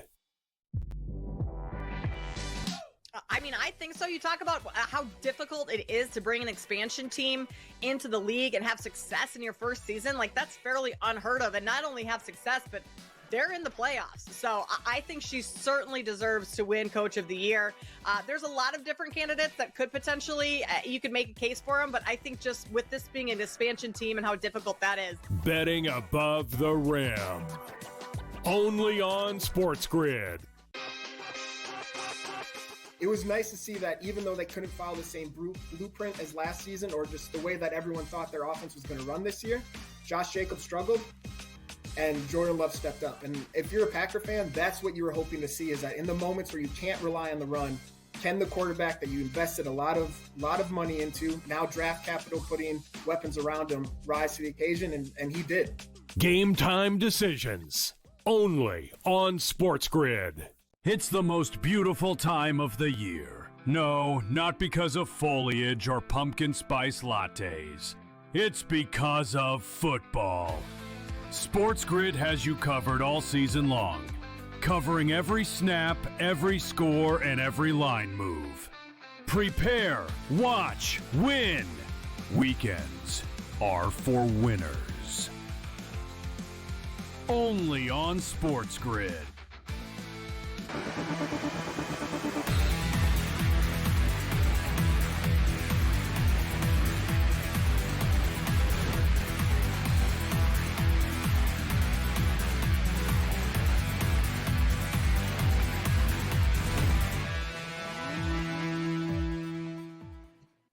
All right, welcome back in Game Live. Game Day here on the grid. Scott and Gabe, hour number 2. We got 2 minutes to go. We're sitting pretty here. 4th and goal. Oh, fudge. They stopped them again. Almost ideal for you, but like, what do they do? Like, they're probably going to. It's Baltimore. They're going to go for this, aren't they? Oh, yeah. The only thing is they went backwards. This is unreal. This is almost ideal for you because it's chewing up at like as much clock as possible. I mean, they were on the goal line with like 3.5 left, so they go for it. Wow. They didn't get it? You can't make this up. Oh, don't tell me they didn't get it. You cannot, Are you on the under, Scott? Lamar fumbled. 4-4. Oh, again? Lamar fumbled. Lamar's like, he started to run. He did like an RPO. It's the same with the Bills, guys. It's amazing how these great teams with these star quarterbacks and stuff, they can't score from the goal line. So they did some weird rollout with Lamar. He tried to throw it. And then he tried to take it back. He ends up fumbling the ball and whatever. That's that. So 14-7 football game after all that. Looked like Lamar wanted to take it, and then he was stuffed immediately, and then kind of pulled a Justin Herbert and put the ball in the other hand and tried to get things. There was nothing there. That's sad. Yeah, but I thought the game was going fast, right? Like Detroit's first drive, they were down to 7 seconds, 8 seconds on the play clock. Like they weren't sitting it, letting it run down. But as you said, it's just two good offenses that are just chewing up clock, completing third downs, and moving the sticks. And we're not seeing a lot of explosive plays right now. I get it, guys. You got Lamar. I understand, but they went backwards, Josh and Scott. Like, all right, I said, you're going backwards here. You had like 3 cracks at it. You got stuffed, and hell, even Derrick Henry got pushed backwards. So it wasn't like, we just got to fall forward. We're getting closer. I think it's like an ego thing where these coaches just refuse to take the 3 sometimes, right? You get the ball to start the second half. Take the 3, make it 14-10. If the O-line is pissed off about it, tell them, get it in the end zone in the first effing 3 tries next time, right? Like, you don't always have to go for it, guys. Yeah, you do. Come on, man. It's entertainment. Got to go for it. You got Lamar. Go for it. You're facing Dan Campbell, who's going to go for it every time, too. I get it. It's probably the smart move, Gabe. You're right. I get it. But Monday night, prime time, Lamar versus Goff. Hey, I bet the over. I'm just being real here about, I bet the over. There's a lot of points being left on the board. Yeah. I get it, for sure. I would have rather it even as an over better, Josh. Got the damn 3 out of that, at least. You know what I'm saying? That's why I'm like, just take the damn 3. But anyway, sorry, go on. Yeah, you take the 3. What do you save? You're still saving 35 seconds of play clock if you kick it there. I know it's like different, but Scott, you watch a Nebraska-Michigan game. Early in the game, bro, Nebraska went for it. I was like, good, you're not going to get it. Like, you could just tell they weren't going to get it. You could have had a 3-0 lead. Instead, you got stuff. Michigan scored right after. You know what I mean? Just take the 3. Take the 3. Like these coaches, they're like, oh, no, we got to go for it and send a message. And all you do is you get stuffed. But anyways, I digress. What's the new in-game total now? 50.5. 49.5, I see. Bet365 49.5. FanDuel 50.5. I don't know why Josh talked with Josh Ingles, covers.com. Just, listen, I know it's simplistic and it's not entertaining. Just do the quarterback tush push. If you could stop me 3 times with Lamar Jackson, then you know what? Then I'll say, congratulations, Detroit, you stopped us. But instead, teams can't do it. Ball deep. Why not, Ben? Why not? I mean, I get it. Well, why? It's a quarterback. Why doesn't anyone copy it, Scott? And Josh. Nobody copies it. Why, Josh? Nobody copies illegal it. Illegal formation. They just they can't do it. You can't get 10 guys to do it properly. It's the not Bills as easy tried it last year. I'm a Bills fan. We tried it in the playoffs against the Chiefs, and we got stuffed. It didn't work. I mean, it's as simple can be. You put 2 guys in the backfield. You got Lamar. You don't do a shotgun. You snap on the ball. The 2 guys behind him push. Or Lamar Rutgers jumps did it the other night even. Remember we were live? Rutgers actually did the tush push the other night, and it worked. It was impressive. I was hoping for some Daniel Jones tush push this weekend because that's the way it goes. But they gave it to Taylor on the 1.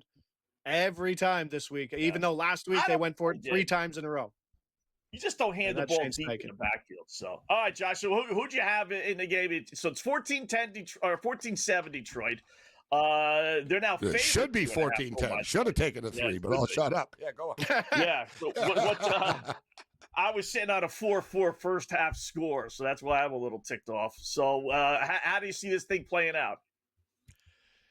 I don't like it's so funny. Like the eye test throws you through the roof. First drive, Detroit looked fantastic, right? Lots of passing. It was awesome. I think in that second drive, because of that dumb negative play, Then they went run and then screen and then got stuffed. And then they started their drive back in their own 5 or whatever. Guys, and they had to run it.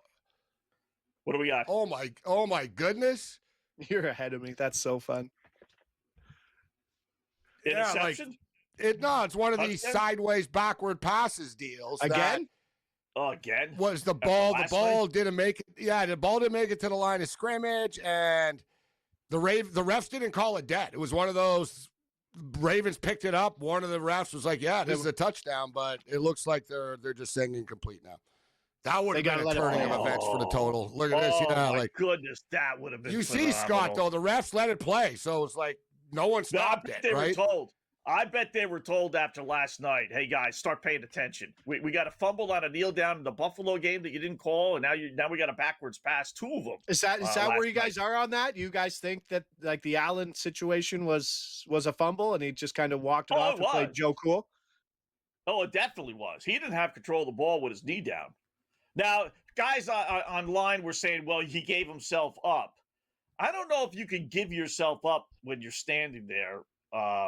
But theoretically, maybe yes, that is the that you give yourself. I up think so McDaniel should worry about a lot of other things about one little situation in a football game and his crap ass team. I was on the Tua over that game just because I thought the negative game trip was going to get through it.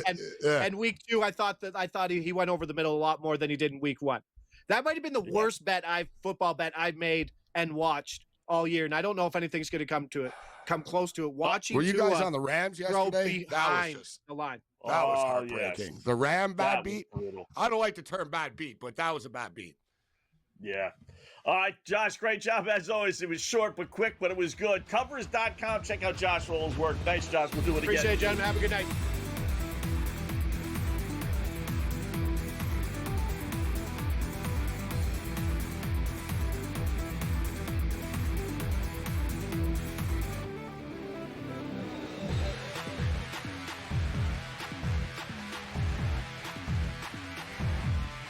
Need help with your NFL picks?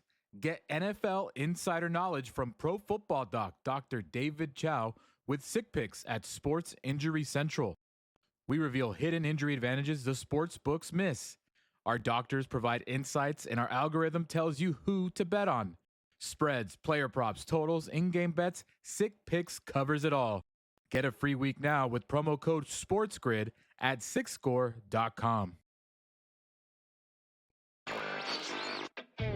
And I'll tell you, there are a lot of happy faces at Prime Video and its parent company, Amazon. The first Thursday Night Football game of their season was this past Thursday, and they got 17 million plus. And that is the best viewership they have had in the run of TNF. More than that, the internet and social media response to it was terrific. A lot of people felt that Al Michaels and Curb Street have now really come into their own as a play-by-play team. Newswire, only on SportsGrid. I would say a phenomenal year for the UConn graduate, as Paige Beckers could have came out last year to the WNBA, and she decided to come out this year. It would have been interesting if it would have been Paige or Caitlin Clark. I don't think it would have been as slam dunk as people think to go to Caitlin Clark. Betting above the rim, only on SportsGrid. They had clearly in hand at the end, especially in the second half, and yet somehow they managed a shank of a 60-yard field goal, and a flag comes in with no time left on it for a penalty. Do you want to know how many times that penalty of leverage was called all last season? Want to take a guess? How many? 4. The Early Line, only on SportsGrid.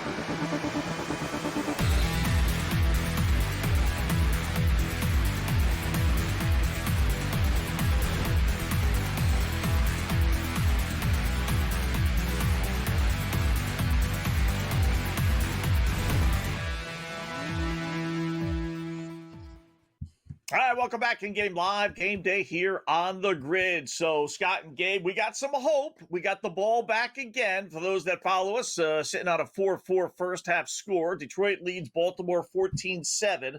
So, Baltimore doesn't score. Detroit goes 3 and out. So, the Ravens got the ball back again right around midfield with, 56 seconds left. Yeah. So, the Lions, very strange end here. So, Baltimore have a crack at this. You might get this would be a miracle. If you win this, then you're just hot tonight. Like if they actually score a touchdown here. And Lamar Jackson just scrambled for about 27, 25 yards, 25 plus yards right now. I would imagine like the Ravens, after just getting stuffed, are hell-bent on getting some points at the end of the half here. They do, and it's one of these things, too. They get the ball. I'm just saying, imagine they kick the field goal, Scott. They get a stop. They get the ball back. You know what I mean? Like, teams, they panic too early, in my opinion, like kicking a field goal. But I get it. You got Lamar Jackson and all that, but it seemed like a pretty bad play call. I'm expecting a field goal on the way out here, but they're already on the 35-yard line. I'm hoping to get the long field goal prop on the way out, but here's Lamar again under serious pressure and doing Lamar type of things, buying time. I think he will. Like, they'll take some cracks at it. Like, I don't think they'll play for the field goal. Ultimately, they probably get a field goal attempt, but I don't think see some teams in this situation just play for the field goal. But they've got 2 timeouts left. That last drive, they got time to run. They can run their the playbook, ball, do their offense. They can run a couple of plays here. It's a good call, actually. Teams nobody expects you to run in this situation with 38 seconds left in the first half. You're moving the ball, but you got Derrick Henry. I wouldn't be opposed to it, considering you do have a timeout. Like, I think it would catch them off guard almost. Like, just punish. Let Henry run it right down their throat. Yeah. I can't believe they actually stopped him, though. 1st and goal at the 2. They stopped him twice, I believe. Maybe 3 times. Twice. Like, we were talking with Josh at the time, I guess. I didn't see the first down, but 2nd and 3rd down was definitely Derrick Henry. They ran, Scott. They ran on. They didn't throw. We can't call out, like, what are you doing? What are you doing? Right. They kept getting stuffed, right? Yeah. They got stuffed 3 times in a row, and then on 4th down, they looked like they wanted to throw it, and the play, like, there was a line in Lamar's face pretty quickly, and Lamar ended up fumbling the football. Short yardage situation, Scott, with these teams, a big problem. It's amazing. You wouldn't think that Lamar and Baltimore would have a problem, or Buffalo and Josh Allen. How many times have you seen the Bills go through, it's a circus? And wow, this is what I'm talking about. Getting lucky and getting aggressive, Scott. So, man, it might be your night tonight. Pass interference in the end zone. Really? Oh, wow. You're a little ahead of me. They interfere with DeAndre Hopkins. It's going to be 1st down on the 1-yard line. 20-plus seconds left. Unbelievable. 2 timeouts. They could run the ball. I don't care if they crawl the ball in at this point. The guy in Detroit's crying. DeAndre Hopkins' jersey's literally ripped. It's like, dude, like DeAndre Hopkins' jersey, like you can see where you just ripped his jersey. He's like complaining to the referee. It's like, bro, like it was one of the most blatant pass interference calls ever. Now what's going on here, though? Now Hopkins looks upset at the referee. Like, if you got a pass interference to 99-year-old DeAndre Hopkins, then you're in trouble. Yeah, that's what I'm saying, of all people. But no, the play stands. It's weird, though. It's not on the goal line, which I don't understand, because it happened. I guess it happened right before. Well, there's the touchdown anyways. All right, we had Zay Flowers to score a touchdown. Zay Flowers touchdown. Nice. Tell you what, I'm wrong. I'm wrong. It's Bateman. I got everybody's hopes up. My bad. Oh, fudge. Sorry. You know why, Scott? We're looking at the replay right here. Look at the replay. You see Zay Flowers. They showed Flowers after the touchdown first. I'm like, oh, is that Flowers? Watch. Right. You watch. You'll see Flowers like in the first of the shot. You'll see Flowers' jersey type thing. You'll see. All right. Wow. Well, you're an extra point away from pulling this off, 14-14. How about that? Well, now we got to roll it over for 3rd quarter. But let's just get this done. Detroit doesn't have the ball to start the 2nd half, so Baltimore 24 does. seconds left. Baltimore does. Does that mean Detroit will try and do something goofy here? 24 seconds left. I would just take a knee and just be, 14-all, not the worst thing in the world. I would do that, but it's Dan Campbell, so you never know. even though I've already won my fantasy football matchup, I feel good now about this because I actually benched Waddle the other night because I wasn't sure about his health, and I put Bateman in for him. Waddle scored a touchdown, but now that Bateman did, my decision, I feel better about it. Evens out, yeah. On In-Game Live, Tom Vecchio coming up next.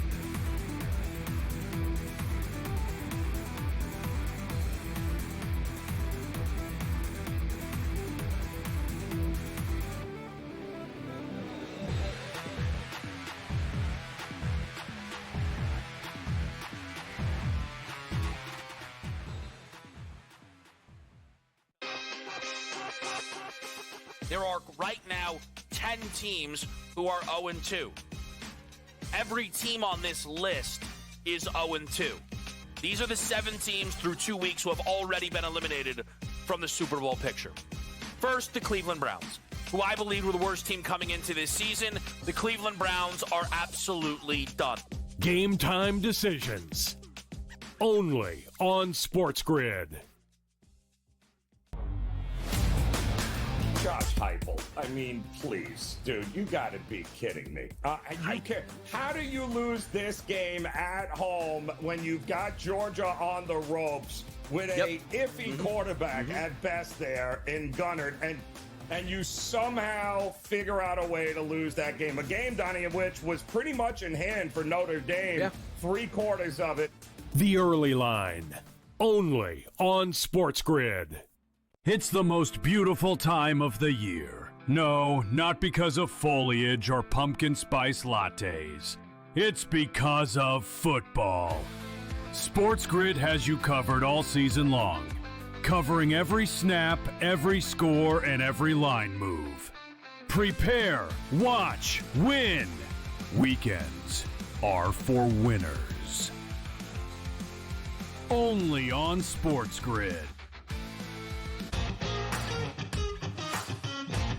I needed a mental break when the season was over. Because it's a lot. It's a lot. You get tired of training. But, man, I never get tired of playing golf. I love it. I mean, every course is different. Every day is different.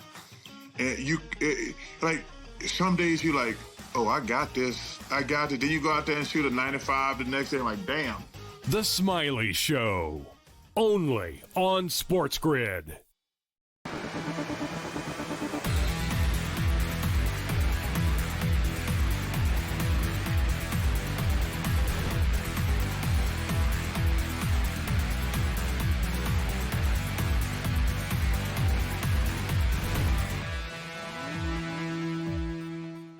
All right, welcome back in Game Live, Game Day here on the grid. Approaching halftime, a couple seconds left. We got a 14-all tie. I'm sweating out the final seconds here in my 4-4 halftime tie bet with my box squares to cash a nice little. Is that one 10-1 or is that one to 14? The 7-7 was. I marked it down here. 4-4, 14-1. That was even better. I put in 7-7 after we hit the first quarter, 7-7, and 4-4 was 14-1. So looking halfway decent there. We can sweat this out. So let's bring in our good buddy Tom Vecchio, SportsGrid host, get his thoughts on the first half of this game, and more importantly, what's going to happen in the second half. What's going on, Tom? How are you today, bud? I'm doing good. Looking for a Laporta touchdown that would make things really good, but I already cashed a Jameson Williams over 22.5 for the longest reception that came through on the second play of the game. Always love to see that. And I think we're in for more points. We were talking during the break. These teams can't be settling for field goals. I think no team wants to go to 1-2, and I think we're going to see a lot more scoring. I like Williams tonight over 48.5, Tom. I thought it was a little light. All it takes is a couple of catches, as you stated. He's got a long reception to 24, but he's at 43 right now. And you got to believe there's a couple of more big plays coming for him tonight. Oh, absolutely. And I've talked about the Lions, dating back to last year. At least when it comes to the passing game, I love what they do. And I think, frankly, this should be the archetype that a team has, essentially, where you have a deep ball threat with Jameson Williams. I know he's not just a deep ball threat, but you have something that's truly explosive like that.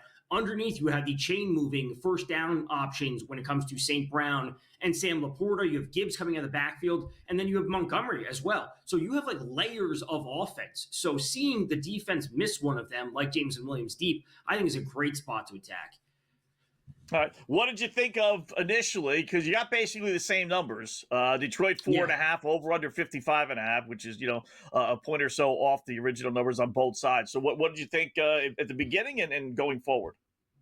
Coming into it, I was saying Lions and the under. And, I know I'm saying we're going to see some scoring, but a 28-24 type of game is really what I was envisioning. That's 7 touchdowns. Like, that is a lot of scoring. That's the main guys getting in there. That's the props coming through that we want to see. That's not a Here we go, guys. By any, we are seeing the late push here. But I'm saying Lions and the under. So we've got the field goal attempt coming. They got Bates out here. Oh. His career long is 58. I've seen him hit. He hit like a 62, 64 yarder in the XFL. He has hit a couple of long 65? ones. 65? Yeah, let's see. Officially, it looks like they're on like the 47 or so.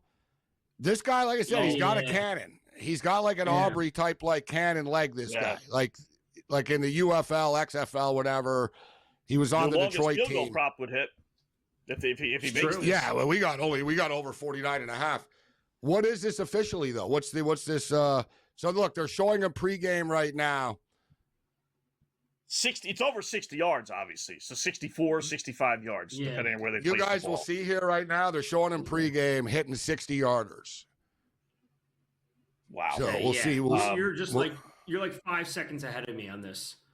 Yeah. So like I said, I bet the UFL and XFL. So I've seen this guy before. I know he can really, really drill it. That's why I brought.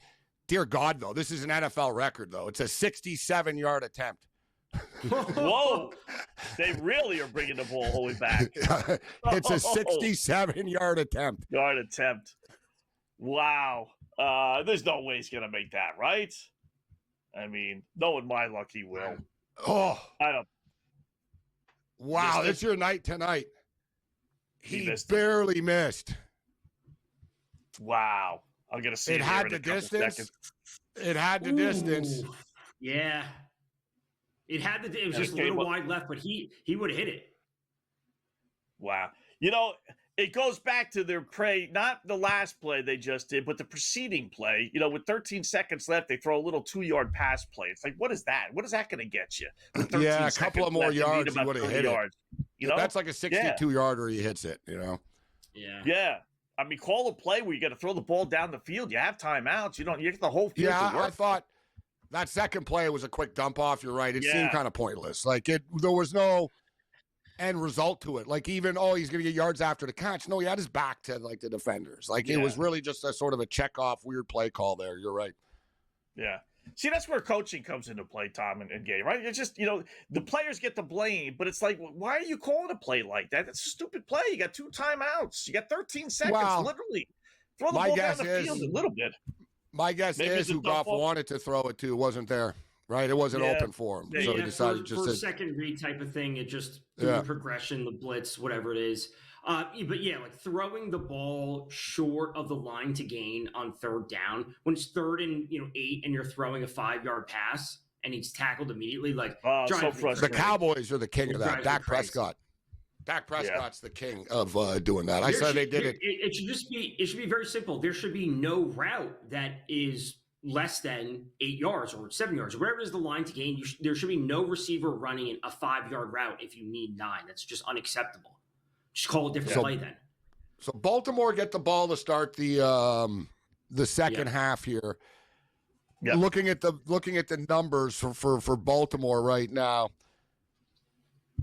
Mark Andrews got 27 yards, it's 44.5. Bateman's got 13 yards, 27.5. Zay Flowers, 0 yards. He's 36.5 right now. What are your thoughts on the Baltimore wide receiver yard props here, Tom? Does anybody you think? And look, Hopkins is 13. He's 17.5. So it's that's one catch for him. What do you think about the numbers from a Baltimore perspective? I think it might have to be Bateman or Hopkins. Gabe, I spoke to you last night and talking about Zay Flowers. How I have him over 69.5 yards. I was on the early line this morning with Joe talking about him, and the fact that he has not just 0 yards, he has 0 targets. And this is what we spoke about last night, Gabe, with Malik Neighbors. It's like, why are you, if you're passing the ball, I understand it's not it was Lamar have 9 pass attempts, so it's not a high volume. Why are none of them going to your star receiver? So I want to buy into Zay Flowers because that's his role. But as of now, I do think the Hopkins number is very, and it just jumped up to 19.5. So it is very approachable and very easy to get to on one catch. Yeah, I would go. I would take the main guy. I would go with Flowers myself. And don't forget, Baltimore gets the ball first. So if you want to bet these Detroit numbers, it wouldn't be the dumbest thing in the world to hold off. But don't hold off. How about the Detroit numbers? Anything jump off the page with the Lion players? I still like St. Brown and Williams, and frankly, Laporta in the middle at only 44 is still interesting to me. I'm big on Laporta, coming into this game. I still have him for a TD at plus 245. I spoke about Laporta again last night with Gabe this morning. The Ravens have allowed the 6th most receiving yards to opposing tight ends, and that is through 2 games. So they are worse than more than half the league, and they've only played 2 games when the rest of the league has played 3. Outside of the Lions, obviously. So defensively, it is a very easy matchup for Laporta. He has 24. He needs to get to 45. His line's 44.5. What do you think of Gibbs? I played Gibbs, Tom and Scott, but Tom, I played Gibbs over 4.5 receptions tonight. He's got 4 right now. His number's 5.5. What do you think? He catches another couple of balls out of the backfield? You got to believe he catches 2 more. Yeah, I mean, and I would like to see him go for a few more yards here or there, but the Gibbs is the easy option. Again, like I always say, like this is the layers thing. Like you have Williams over the top, you have Laporta and St. Brown, you have Gibbs coming in the backfield. It's an easy number for him to get to. I think he should absolutely get there, especially if the Ravens get out and score first in their first possession of the third. Yeah.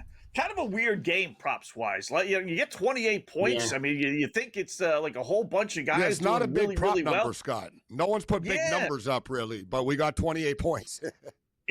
Because it's been like 2 drives for each team, and when you play 3 backs and 5 wide receivers over here, 5 wide, like there hasn't been like so many drives where the main guys are getting so many more opportunities. Goff 135 yards passing, not bad. Jackson 98, Derrick Henry's only got 41 yards. So, Tom, great job as always, man. Good luck with your bets, and we'll do it again soon. Thanks, man. Thanks for having me.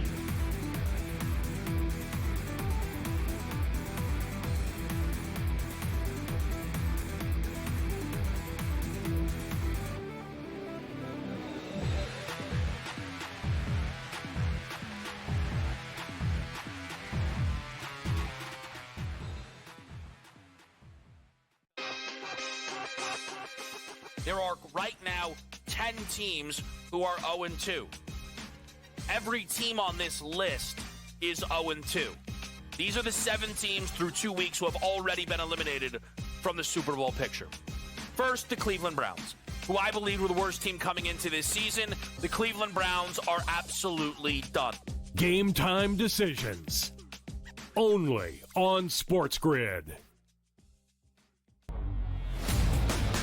Josh Heupel. I mean, please, dude, you got to be kidding me. How do you lose this game at home when you've got Georgia on the ropes with a iffy quarterback at best there in Gunnard, and you somehow figure out a way to lose that game? A game, Donnie, of which was pretty much in hand for Notre Dame, 3/4 of it. The early line. Only on SportsGrid.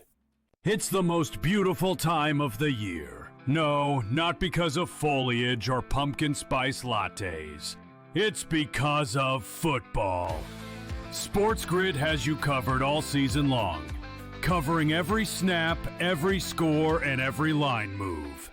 Prepare, watch, win. Weekends are for winners. Only on SportsGrid. I needed a mental break when the season was over. Because it's a lot. It's a lot. You get tired of training. But, man, I never get tired of playing golf. I love it. I mean, every course is different. Every day is different. And some days you're like, oh, I got this. I got it. Then you go out there and shoot a 95 the next day. I'm like, damn. The Smiley Show. Only on SportsGrid.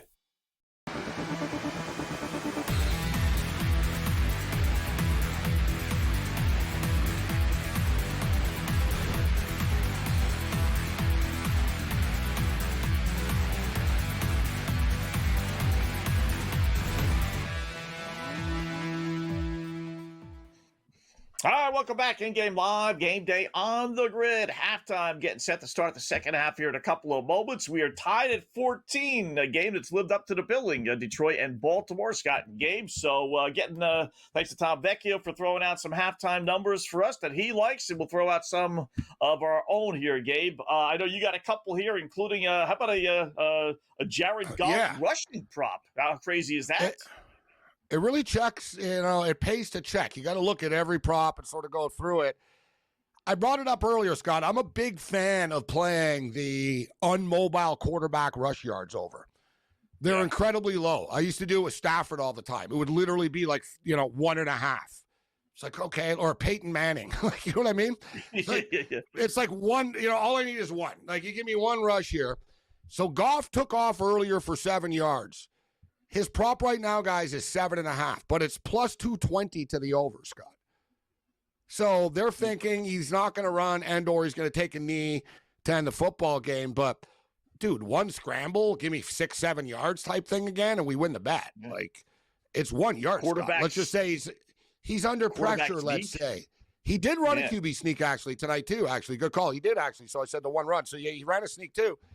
But let's just say he's under pressure. He doesn't even plan on running, and he runs and stumbles and fumbles for 2 yards, like at the line of scrimmage, and gets tripped up. Fine. You know what I mean? Give me a yard or two here. Because Detroit might win the game and there's a potential knee stuff, I'd like a little bit of a cushion. But any time, Scott, it's like 1 yard, bro, I'm interested. Right? So we got plus 220. I took the Jared Goff over 7.5. I played Jahmyr Gibbs. We're already on Gibbs over 4.5 receptions, but I'm going to play him over 5.5 now. So he's at 4. So we just need 1 to win the previous bet and 2 to win the in-game bet. And DeAndre Hopkins, we just played over 17.5 yards. He's at 13. So essentially 1 catch because they don't really do they throw the ball down the field to him. So essentially 1 catch for Hopkins here, Scott. Look, they go to him. They went to him in the end zone on that pass interference call. Yeah. It's funny. They don't offer on FanDuel, at least not in here in New York anyway, Jared Goff rushing. They got limited numbers for guys. Yeah, they got Justice Hill. They only got 5 guys. And the 2 Detroit guys are Gibbs and Montgomery. That's it. Usually they give you a slew of guys. But even with the Goff having some yards, usually if you have some yards, they'll give you something. But they don't. And then how about the next touchdown market? You're pretty hot tonight. There's big numbers for the next touchdown market. So Baltimore have the ball, guys, right now. So let's look at the Ravens. Zay Flowers is plus 600. Not a bad price. You know what? Gabe, as far as receiving, they're doing some goofy things here on FanDuel tonight in New York. I don't know. They're not giving me receiving receptions. They're giving me game specials, but not player. I don't know what's going on here. But they did a moment ago. He was at 36.5. There's no way he's not going into that locker room saying, "Hey, what the fudge, coach? I'm the number 1 wide receiver and I got 0 yards." He hasn't been targeted. Yeah, they haven't even targeted him. Exactly. So it's the line defense isn't that good that they're shutting him down completely. I'm gonna play. I'm gonna play. I already have him to score a touchdown. So that's the thing. I don't love doubling up on it, but as you stated, especially Scott, they have the ball. Their number 1 receiver hasn't been targeted yet. It has to come up in a conversation with the OC here right now. You know what I mean? Yeah. Hey. Looking at the box score here because they do look at the box score. So they look not the players, but the coach. Be like, all right, we got to get Zay Flowers involved here. What better way than this first drive? Plus 600, guys. Pretty nice price for him to score the next touchdown of the game. Yeah. All right, so we hit 7-7 first quarter. We hit 4-4 halftime. 1-1, which is 1 touchdown for each team, is 27-1. So we're definitely going to play that.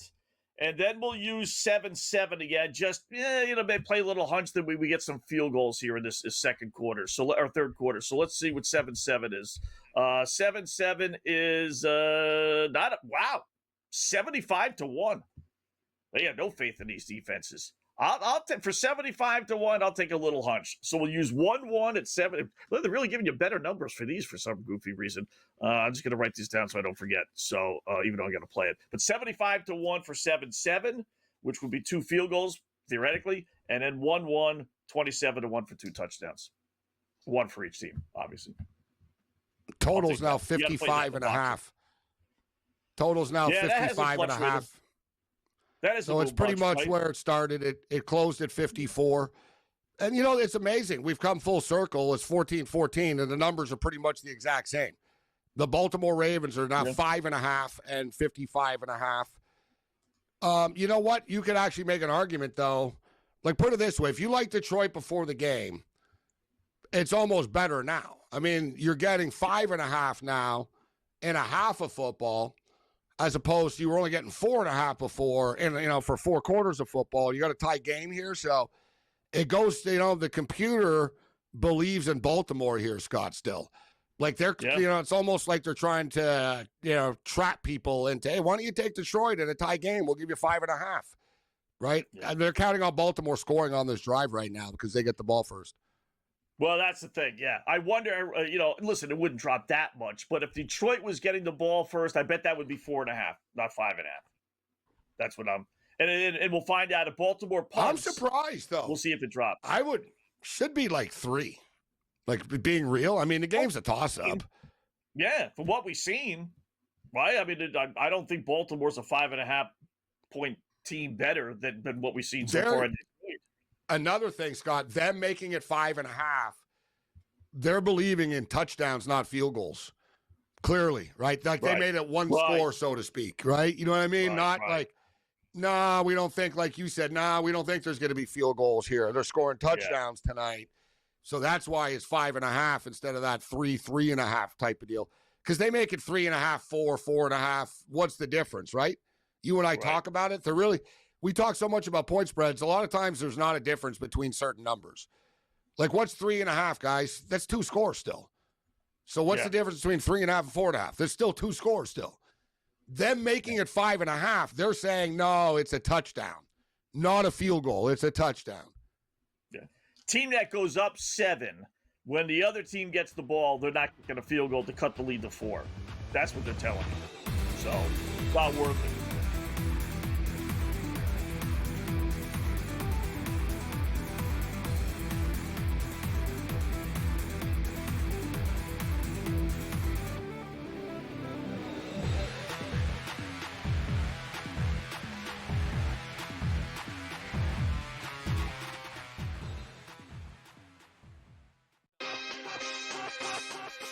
There are right now 10 teams who are 0-2.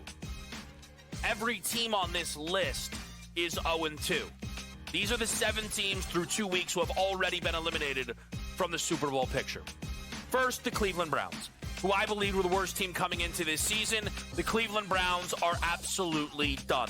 Game time decisions. Only on SportsGrid. Josh Heupel. I mean, please, dude, you got to be kidding me. How do you lose this game at home when you've got Georgia on the ropes with a iffy quarterback at best there in Gunnard, and you somehow figure out a way to lose that game? A game, Donnie, of which was pretty much in hand for Notre Dame, 3/4 of it.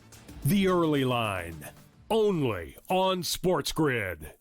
It's the most beautiful time of the year. No, not because of foliage or pumpkin spice lattes. It's because of football. SportsGrid has you covered all season long, covering every snap, every score, and every line move. Prepare, watch, win. Weekends are for winners. Only on SportsGrid. I needed a mental break when the season was over. Because it's a lot. It's a lot. You get tired of training. But, man, I never get tired of playing golf. I love it. I mean, every course is different. Every day is different. And some days you're like, oh, I got this. I got it. Then you go out there and shoot a 95 the next day. I'm like, damn. The Smiley Show. Only on SportsGrid.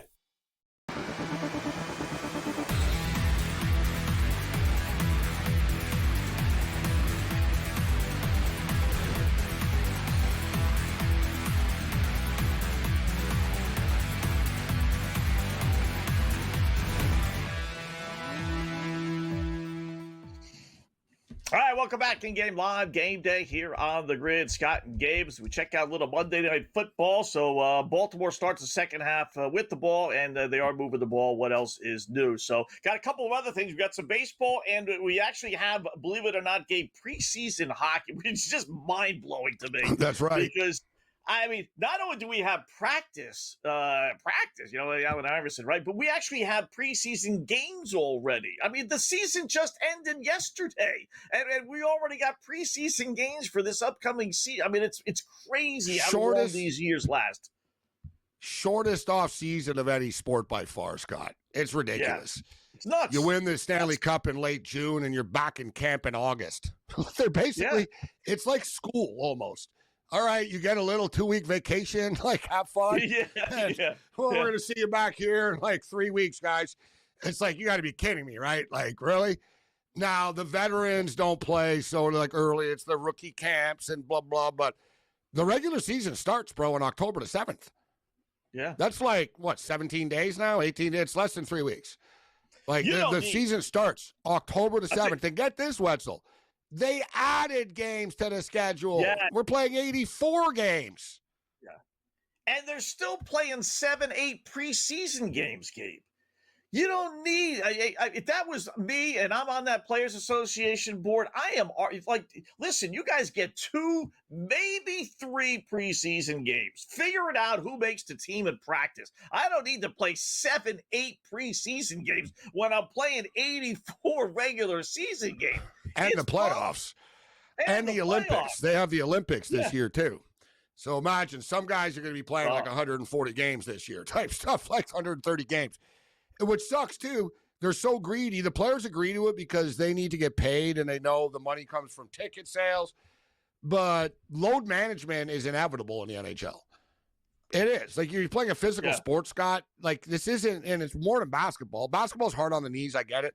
But, like, Scott, you're expecting, like, hockey players to play 84 regular season games and then 4 playoff rounds and then international hockey and their body's not going to fall apart? Right. You're shortening guys' careers. Like, you're just like, or load man. You're going to have to go to load management back to back. So I'm not playing this guy now. Too bad. Hey.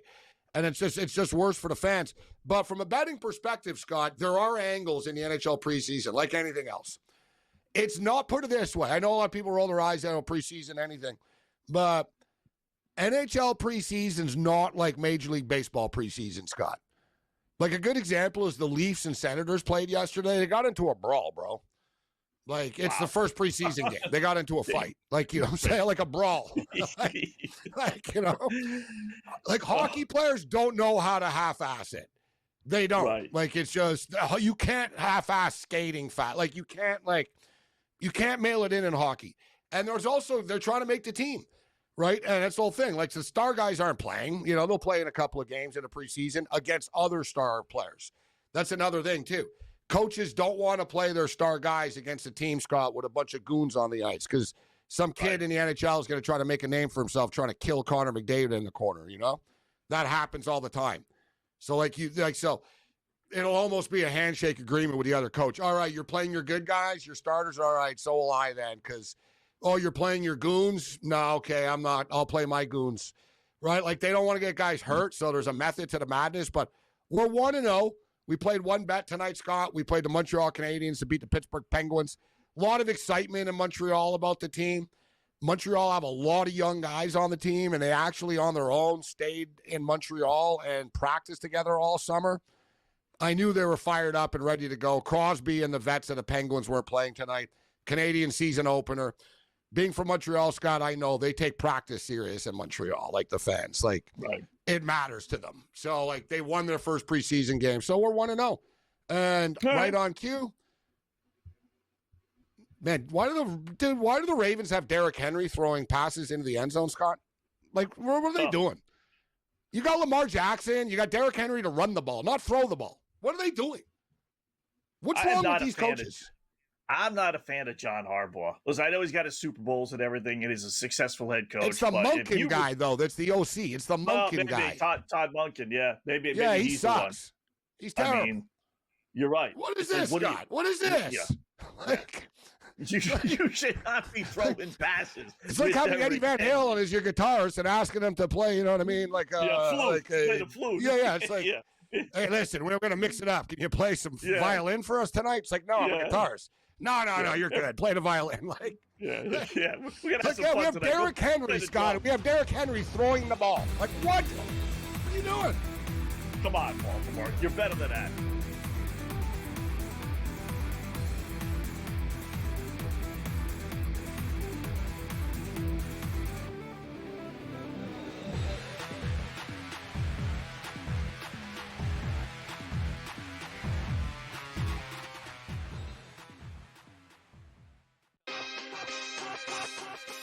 There are right now